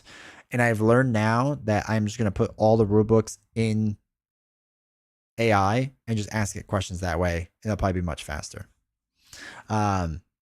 So yeah, but I think this was pretty cool that we were able to like really kind of dive into a bunch of the questions and like really dig into them. I think this was a better way of doing this, honestly, even though it took us much longer and I'm going to have a lot to edit. I don't really care because I think that worked pretty solid. So I really appreciate you all talking and being chatters on screen with this. Cause again, it helps out and like, it lets us work through this and whatnot. Input, need more input. Absolutely. So appreciate you all. Thank you very much. Holy cow. I did not think it'd be that exhausting to go through all that. Let me delete all these tabs. My 50 million tabs. What was the other thing I was going to do? Oh, I don't know. I was going to just talk or play games or something, but not anymore. We still have anime, movie, and then playing games left. Bro. You're welcome for my text-to-speech as well. I appreciate it. Yeah, I didn't think we were going to take 3 hours to do 2 things. But it was well worth it. Because more importantly, AI has confirmed that I am right about Retaliate. And that's all that matters. That's all that matters in life. Save your energy for your marathon. There you go.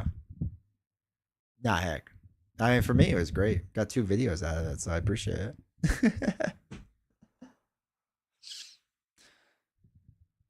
After all this reading, don't ever complain about Brandon Sanderson books. Is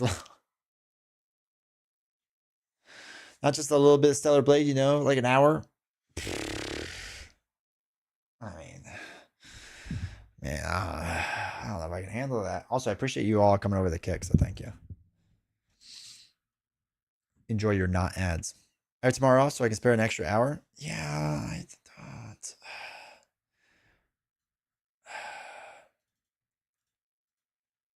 All right, chat. We can do a little Stellar Blade.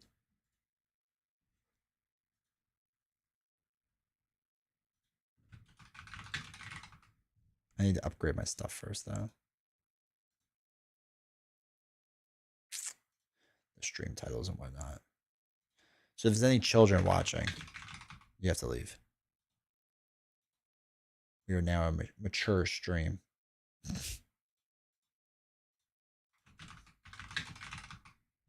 Oh, I don't want to tag it. I want to do that. If he dies, he dies.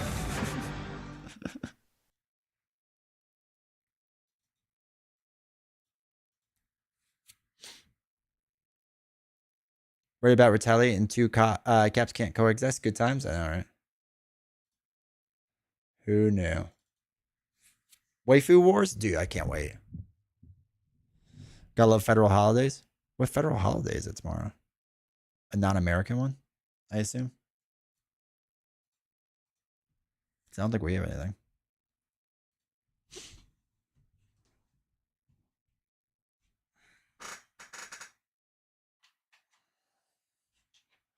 Oh, Juneteenth. Never mind. Completely forgot. All I gotta say is Marvel Champions is oof. Yeah.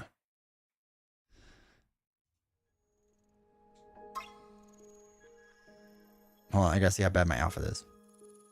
To be honest with you, I'm loving the new format. It's a lot more interactive. I think it's better overall for all of us. Okay, this isn't too much smut. Work at a bank, so there you go. We don't do anything, sadly. Okay, so I'm still doing side quests and stuff. Chat, can I just say? Kicks up to 7 viewers. Dude, I appreciate you all on Kick. I have worked a lot on my dress game. Okay. Again, I'm warning you. Get the children out of the room.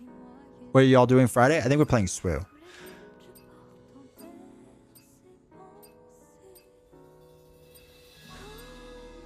Just want to say, we've been collecting hard, chat. Seems mid? What's mid?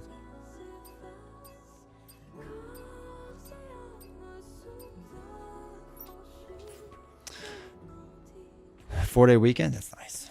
Oh, wait. I got to...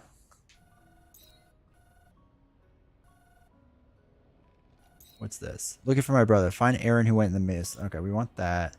I'm just doing all the side quests. I'm taking my sweet time through this game. Got some dress game? I know, right? Yellow jumpsuit? It was like Kill Bill vibes. I actually kind of like it.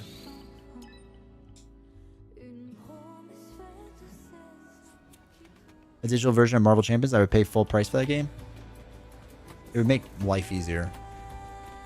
Let me know if the volume's ever too high or too low. Even that the fan base got angry because the publisher censored some stuff of the clothing? No, nothing. No, the publisher did not censor anything with this, I believe. They're actually saying that they don't want censorship on the mods. But Nexus Mods, which is a garbage company, is censoring stuff.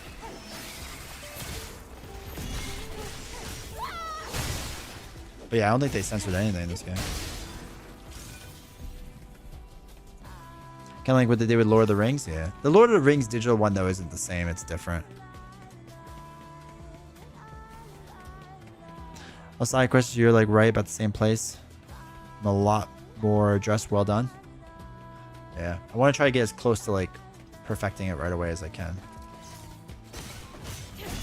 Peekaboo Wednesday. She just has a very good fashion sense. Okay. Oh, can we get this guy from behind? God, I know every time.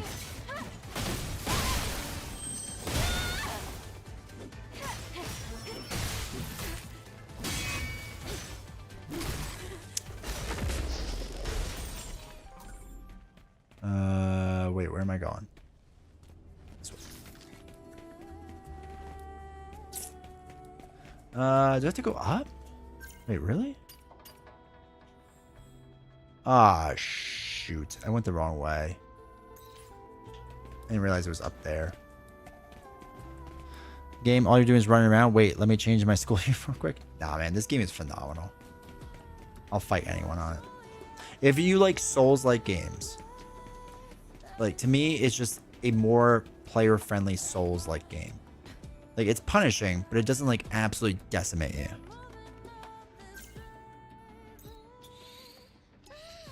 The Souls-like stuff, I mean, just, like, destroys you every time. And that stuff is really kind of, like, frustrating. This is definitely much more player-friendly. And with the skill tree and whatnot. Alright, we gotta go attack this stuff. Stage isn't dark and depressing? Not yet. We have not made it that far. Put the sword in her hair? Yeah. The hair clip is her sword. It pops out, see? Folds out. Because she's sweet. You know, it's a Dark Souls, but you're a waifu, exactly. We were looking at Waifu Wars earlier, so we might as well look at that. It's also, like, the graphics are really good in this game. And it's incredibly well optimized. Like, I am running a lot of stuff right now. And it is not having any issues. Oops. Ah, shoot.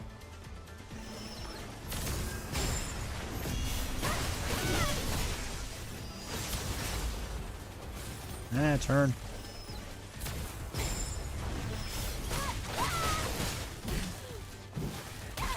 Ah, shoot.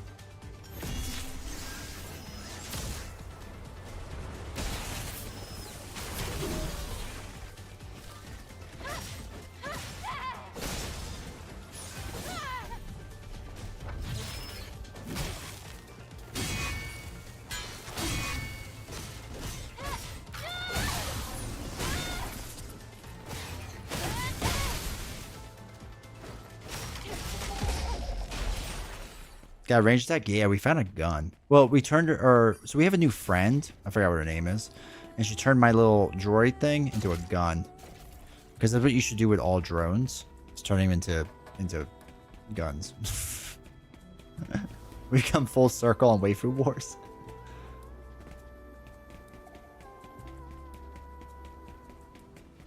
Top-notch physics? Yes. But no, it's good. It is. It's fun. The combat's fluid. It's a good-looking game. Good-looking physics. Just enjoyable. Just have fun with games. Alright, so wait. Is it here? Ow. What? Get out of here. No, Dark Souls, but you're a gun. I pay for gun souls. Oh, this finally worked.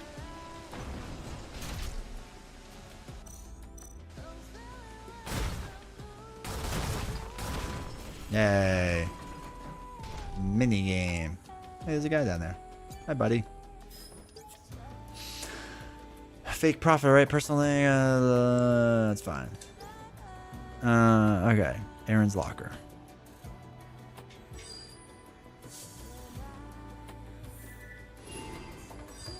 No, it's Dark Souls, but if you deal with office problems.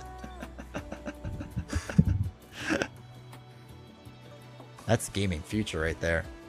HR simulator? That's what I'm here for.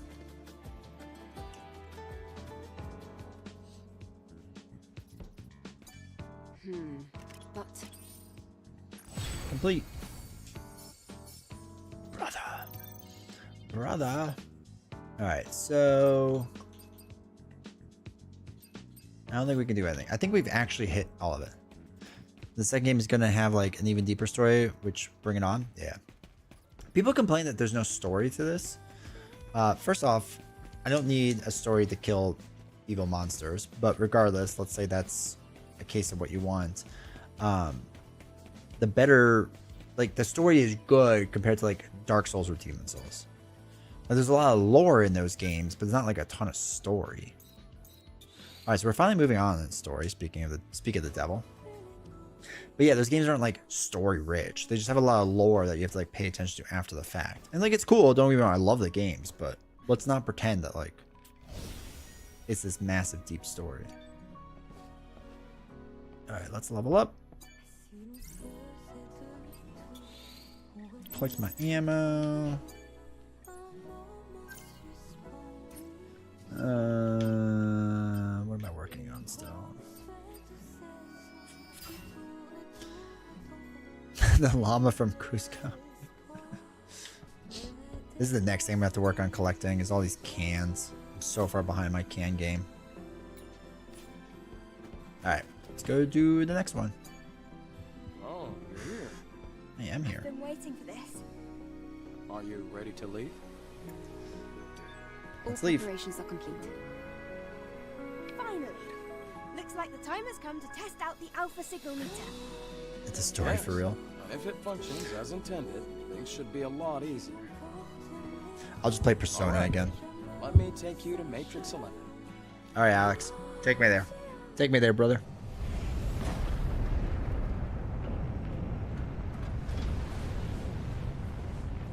But yeah, this game is supposed to be like heavy on my PC. And like I'm running a lot of things right now on my PC. And it just works completely fine. So nice. Liza P? I'm playing through it now. I got it when it went on discount. I'm like 2 hours in. Dude, it's phenomenal. It's a really fun game. Is there a character? Yeah, Alex, I think, is that guy. I think that's his name. Somebody is named Alex. I'm pretty sure it's him. He's taking me to Matrix somewhere, and I don't remember why. They explained it, but then I did all the side quests. So I kind of forgot.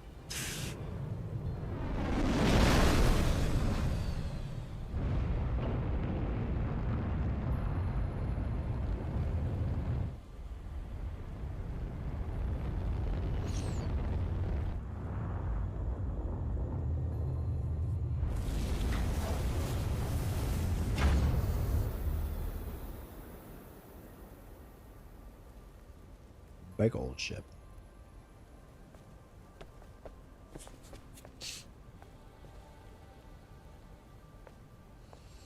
All right, we have quests here to do. I know that much. Oh, there's a camp.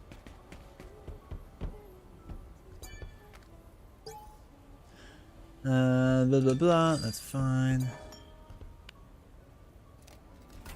Put our coin in. Here's sweet music. Is there anything else we can upgrade? No, it's all good. Alright, let's save. Such a good looking game. It's phenomenal. There's another one called Wu Chang Feather something or something like that. It's like another Souls-like game. And I think it's going to kill my graphics card. But it's a gorgeous looking game. I'm hyped for that. It comes out in like a month. Wait, should I be talking to these people? Nah, I don't need to talk to them, right? Alright. Oh, there's stuff here to do. Okay. We'll have to look around.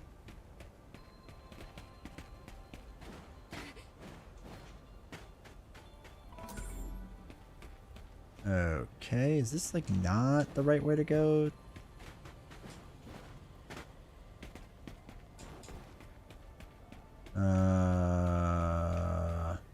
Alex, where do I go? Come back to the tetrapod at any... No, okay, you're not helpful. Okay, none of you people are helpful. How do I... Oh, do I leave over here?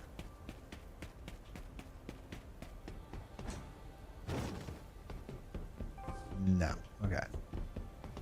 Wait, was that the way to go? No, I was just being silly?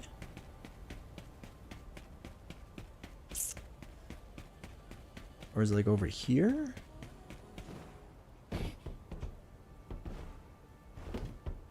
But where do I go, game?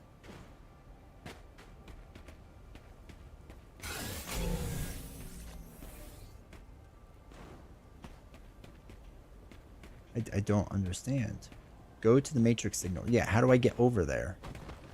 If I drop, I will... Oh wait, maybe I won't die. Never mind. I thought that was going to be a much bigger drop than it was. Don't judge me. Star Wars Outlaw?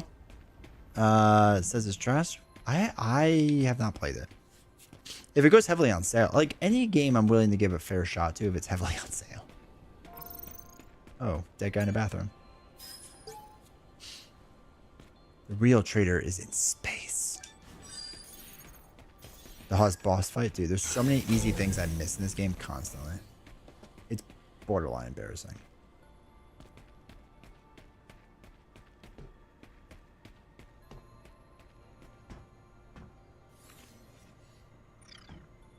So I got my little drone friend.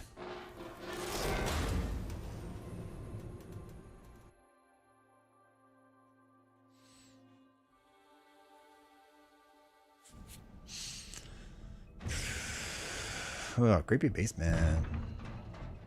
The building is old.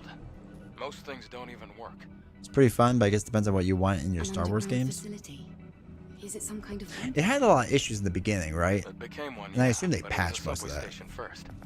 The subway moves people around the city using a So like people have web-like found system. ways to like never get Or, seen. Well, they used to do that. All right, No one uses the subway. let's go get us an Alpha Core. No one likes the subway. Alright, so I can't rotate the camera. There we go. Alright, so skills. We got our teleport spot, which is important.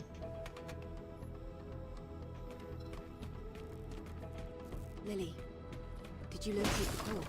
Get here. One Wood. moment, please. I'm rebuilding the map data. Okay, I'll go cool. inside first. Is there anything over here I should be knowing of? Polymer. Anything in here? No. The Survivor games, they paid attention to the complaints in the patch most of it up? Yeah. That's what I figured. They would at some point. I really do hate when games like do that though. Like if you're gonna release a game to me, release the final product to me. And again, why I just get most of them on discount. Alright, we can't go there yet.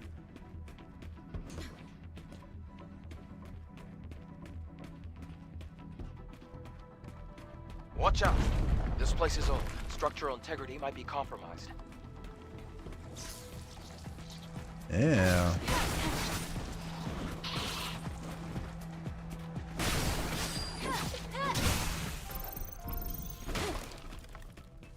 Okay. What we got over here? Chest.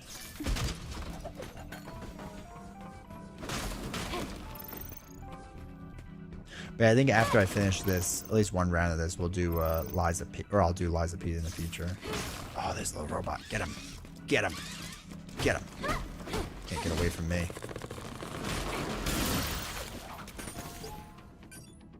Isn't that a nice surprise? Yeah, I guess. Alright, that's away. That's away. Oh, there's a chest. Alright, mini game time. Let's go. Oh, it's random.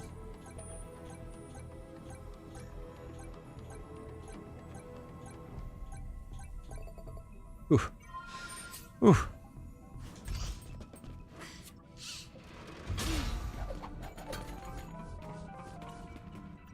Sweet. Wait, what are you doing? Come on, Eve. Oh no, it's not Alex, it's Adam. That's right, because it's Adam Why and don't we Eve. keep that door open? We don't know what might happen. Okay. Need to clean the men's restroom. I'm gonna watch Jason play this game instead. As you should. Looks like they used to work here. Let's take a look. Can we go up here? No, we can't go up there.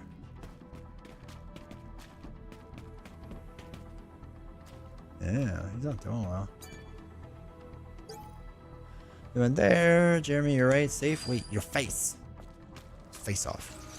Hold on. I heard something. Friday and then get blurry. Yeah. Behind you. Yeah.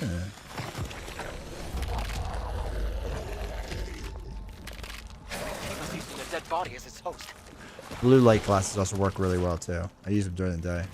I try not to stream with them.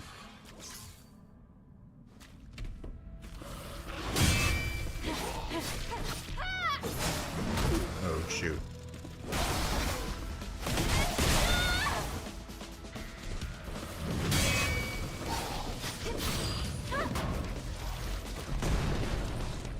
Sweet. Oh, it's still on the ground. Come back here. Didn't realize it was still on the ground.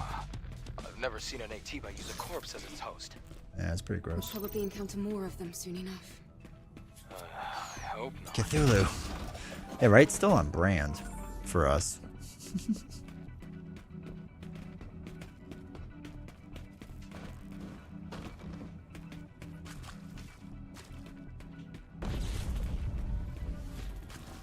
How about you go up and take a look around?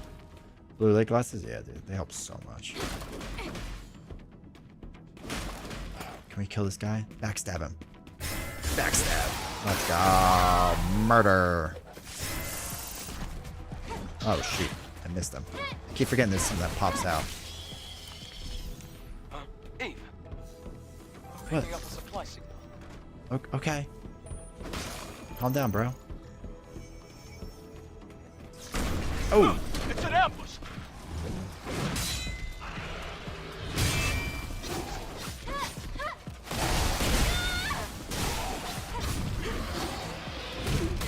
Oh no.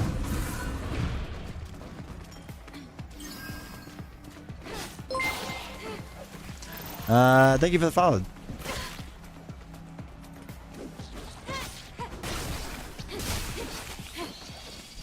Alright, let's see. What else we got? Alright, I got a bunch of guys going on here. Let's do the old... Shoot a bunch of them.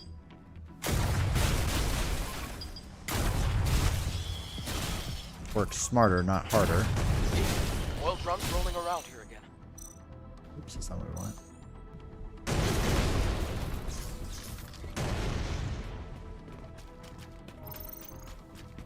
Adam for the win. I know, right? So useful.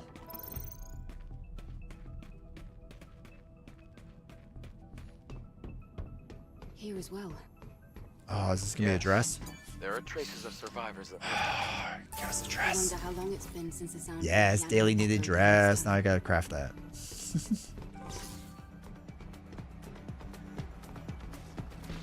What's trying to fight me? Oh, more guys. Okay, guys.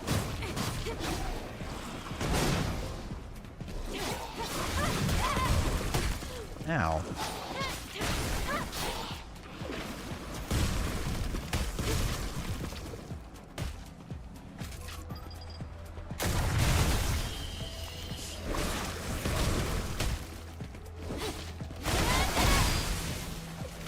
Where's that thing? Where is it?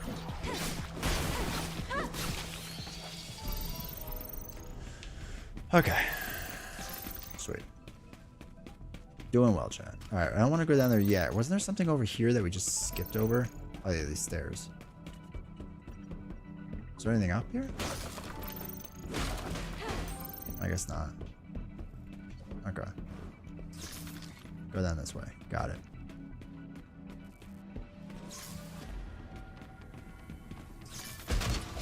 Could bump into Neo? That's true. You never know. What was I just watching recently? Oh no, I was watching Gone in 60 Seconds with Nick Cage. Oh my god. Such a phenomenal movie. It's so ridiculous. I loved it.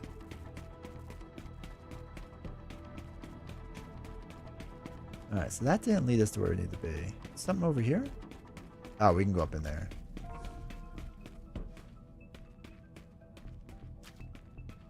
Some level design reminds me of that movie.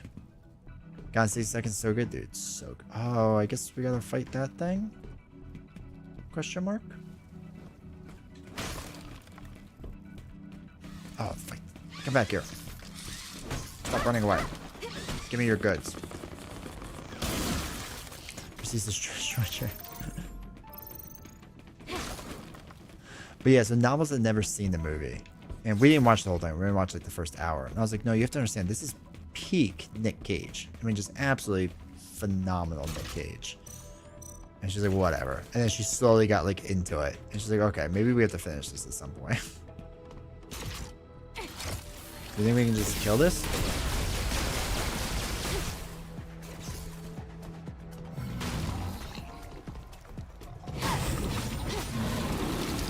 Ew. Just barfed on himself. That was so gross. What's the favorite Nick Cage movie? Face Off is up there. Need the more Theremin voices. No, Face Off is might be my favorite. I also like The Rock a lot. The movie The Rock with Sean Connery, but I'm also a big Sean Connery fan. But Face Off, watching John Travolta try to be Nick Cage, trying to be John Travolta, and vice versa, is one of the greatest things you'll ever watch in cinema. Ow.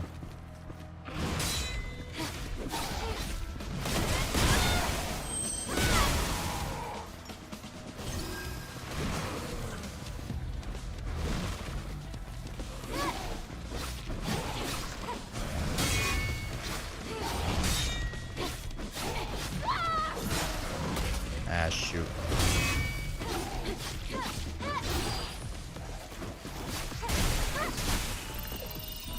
Oh, Con Air is a good one too. Con Air. Oh, put the bunny back in the box. Yeah, Con Air is up there too. Jeez, I forgot about that.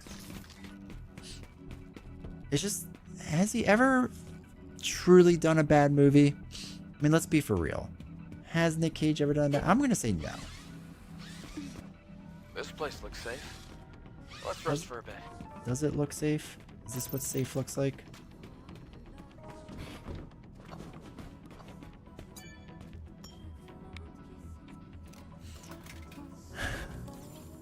It's just so good. I'm a big Steve Buscemi fan too. So like him on top of it is just like, it's all so good.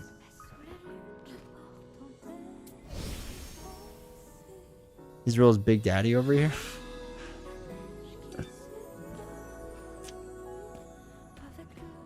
Alright, wait. Oh, it's murder? Alright, let's see what we got over here. Oh! Oh.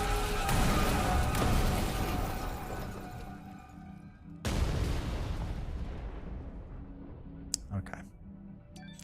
Okay.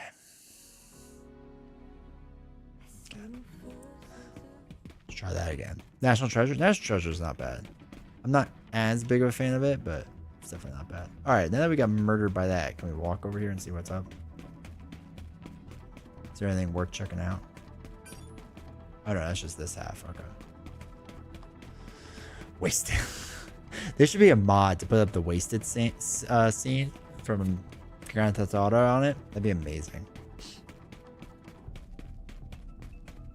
Yeah, let's see what's in here.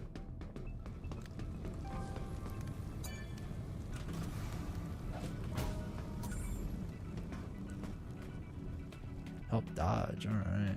Anything in there?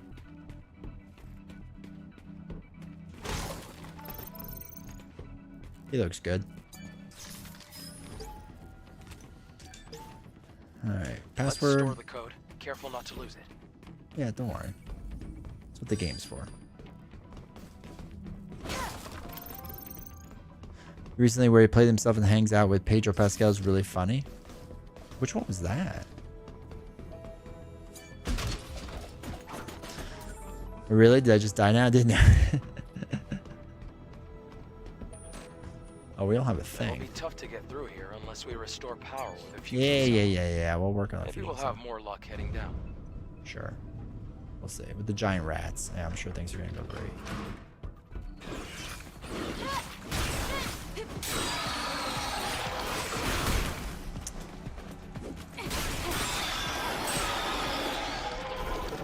Yeah, everything's better now. Oh my god. This is one annoying part. It's like when you try to investigate certain things, it doesn't work all the time.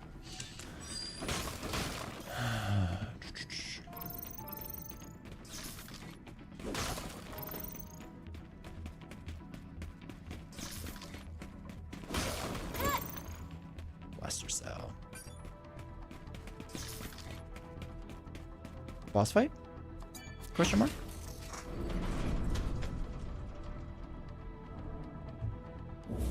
No. Ugh, the landfill. There are a lot of them.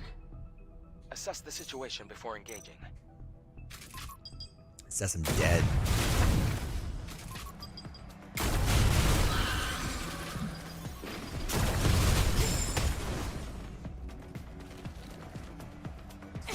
Was he trying to climb a ladder before? Joke's on you.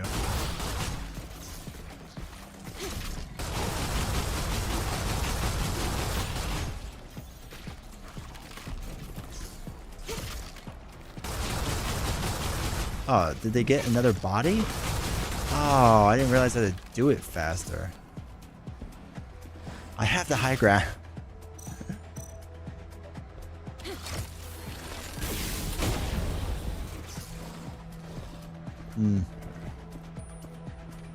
Interesting.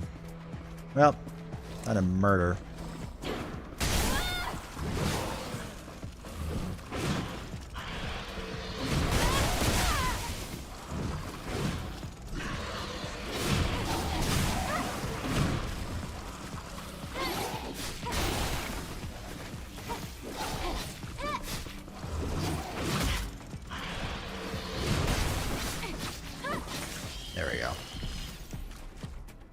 where's this guy? All right, cool.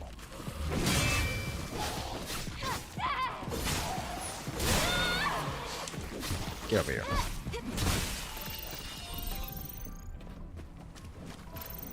Oh, there's a thing still here. I thought you were all dead.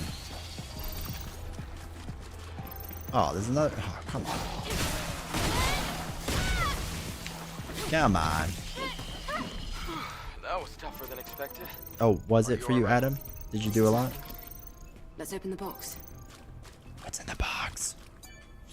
What's in the box, Chad? AR. Wait, where's my weird symbol? Oh, this one. That you. Oh, weird symbol. That's also a very nice feature. That when you find the thing, it just gives you the answer.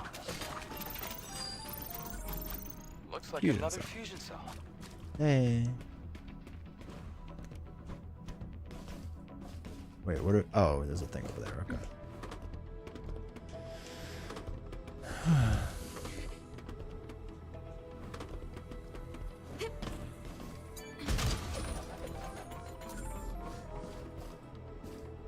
Okay. Cool.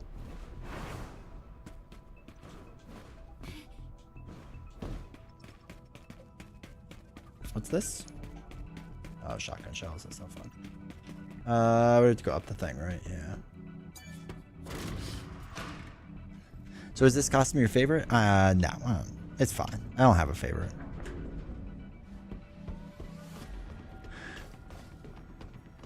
Actually, that's not true. The Nier Autonoma one is probably my favorite. Because I just really like that game.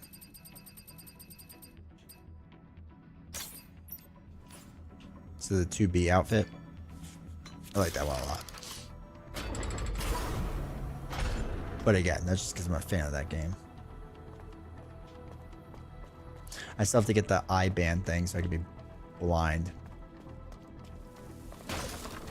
I can finally see the light. Hey, I I see also enemies. see some tough-looking nativas. Leave it to me.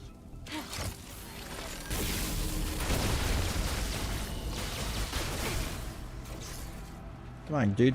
Come fight me. Fight me, bro. Crafted Bill's dress? I'd be all in. Ow. Ow.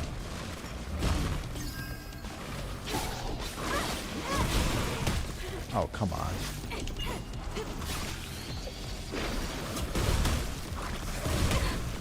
Oh, you son of a gun.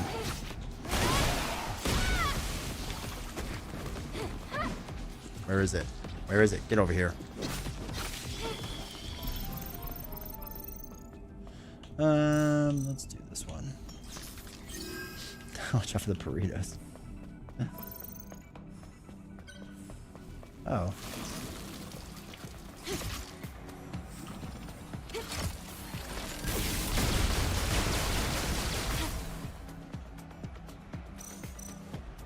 God, I'm running out of ammunition. Ew.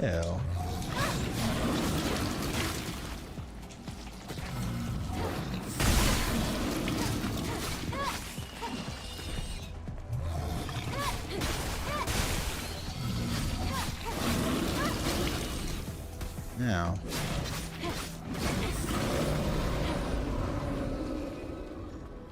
May die before the Bengals run Super Bowl. Terrible. Oh, I get to suck her body up. Her soul or whatever. Your soul is mine.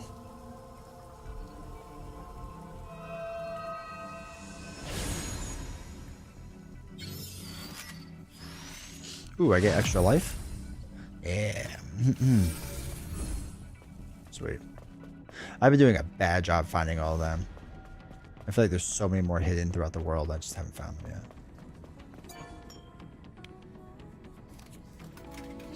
Looks like a boss fight up there.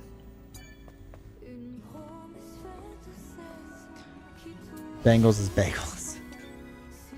Alright, we'll give this a quick shot. And then I'll probably go to bed. It's the back of an Arby's, looks like. Alright.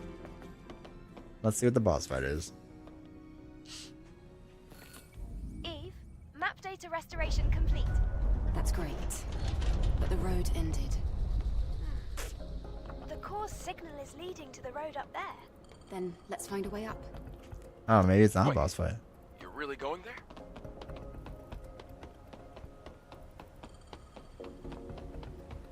Okay, never mind. It's not a boss fight. So I'm actually gonna end there. Because I am tired. It is bedtime.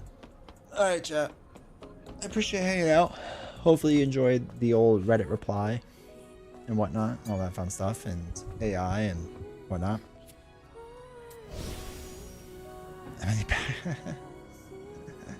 Alright, everyone. Appreciate you being here. Thanks for hanging out. Thanks for chilling. And have a good night. Yeah. You all too. I will be back Friday with novels. I think we're playing Swoo, if I remember correctly. So, who knows? All right, everyone. Take care. Have a good one. See you later.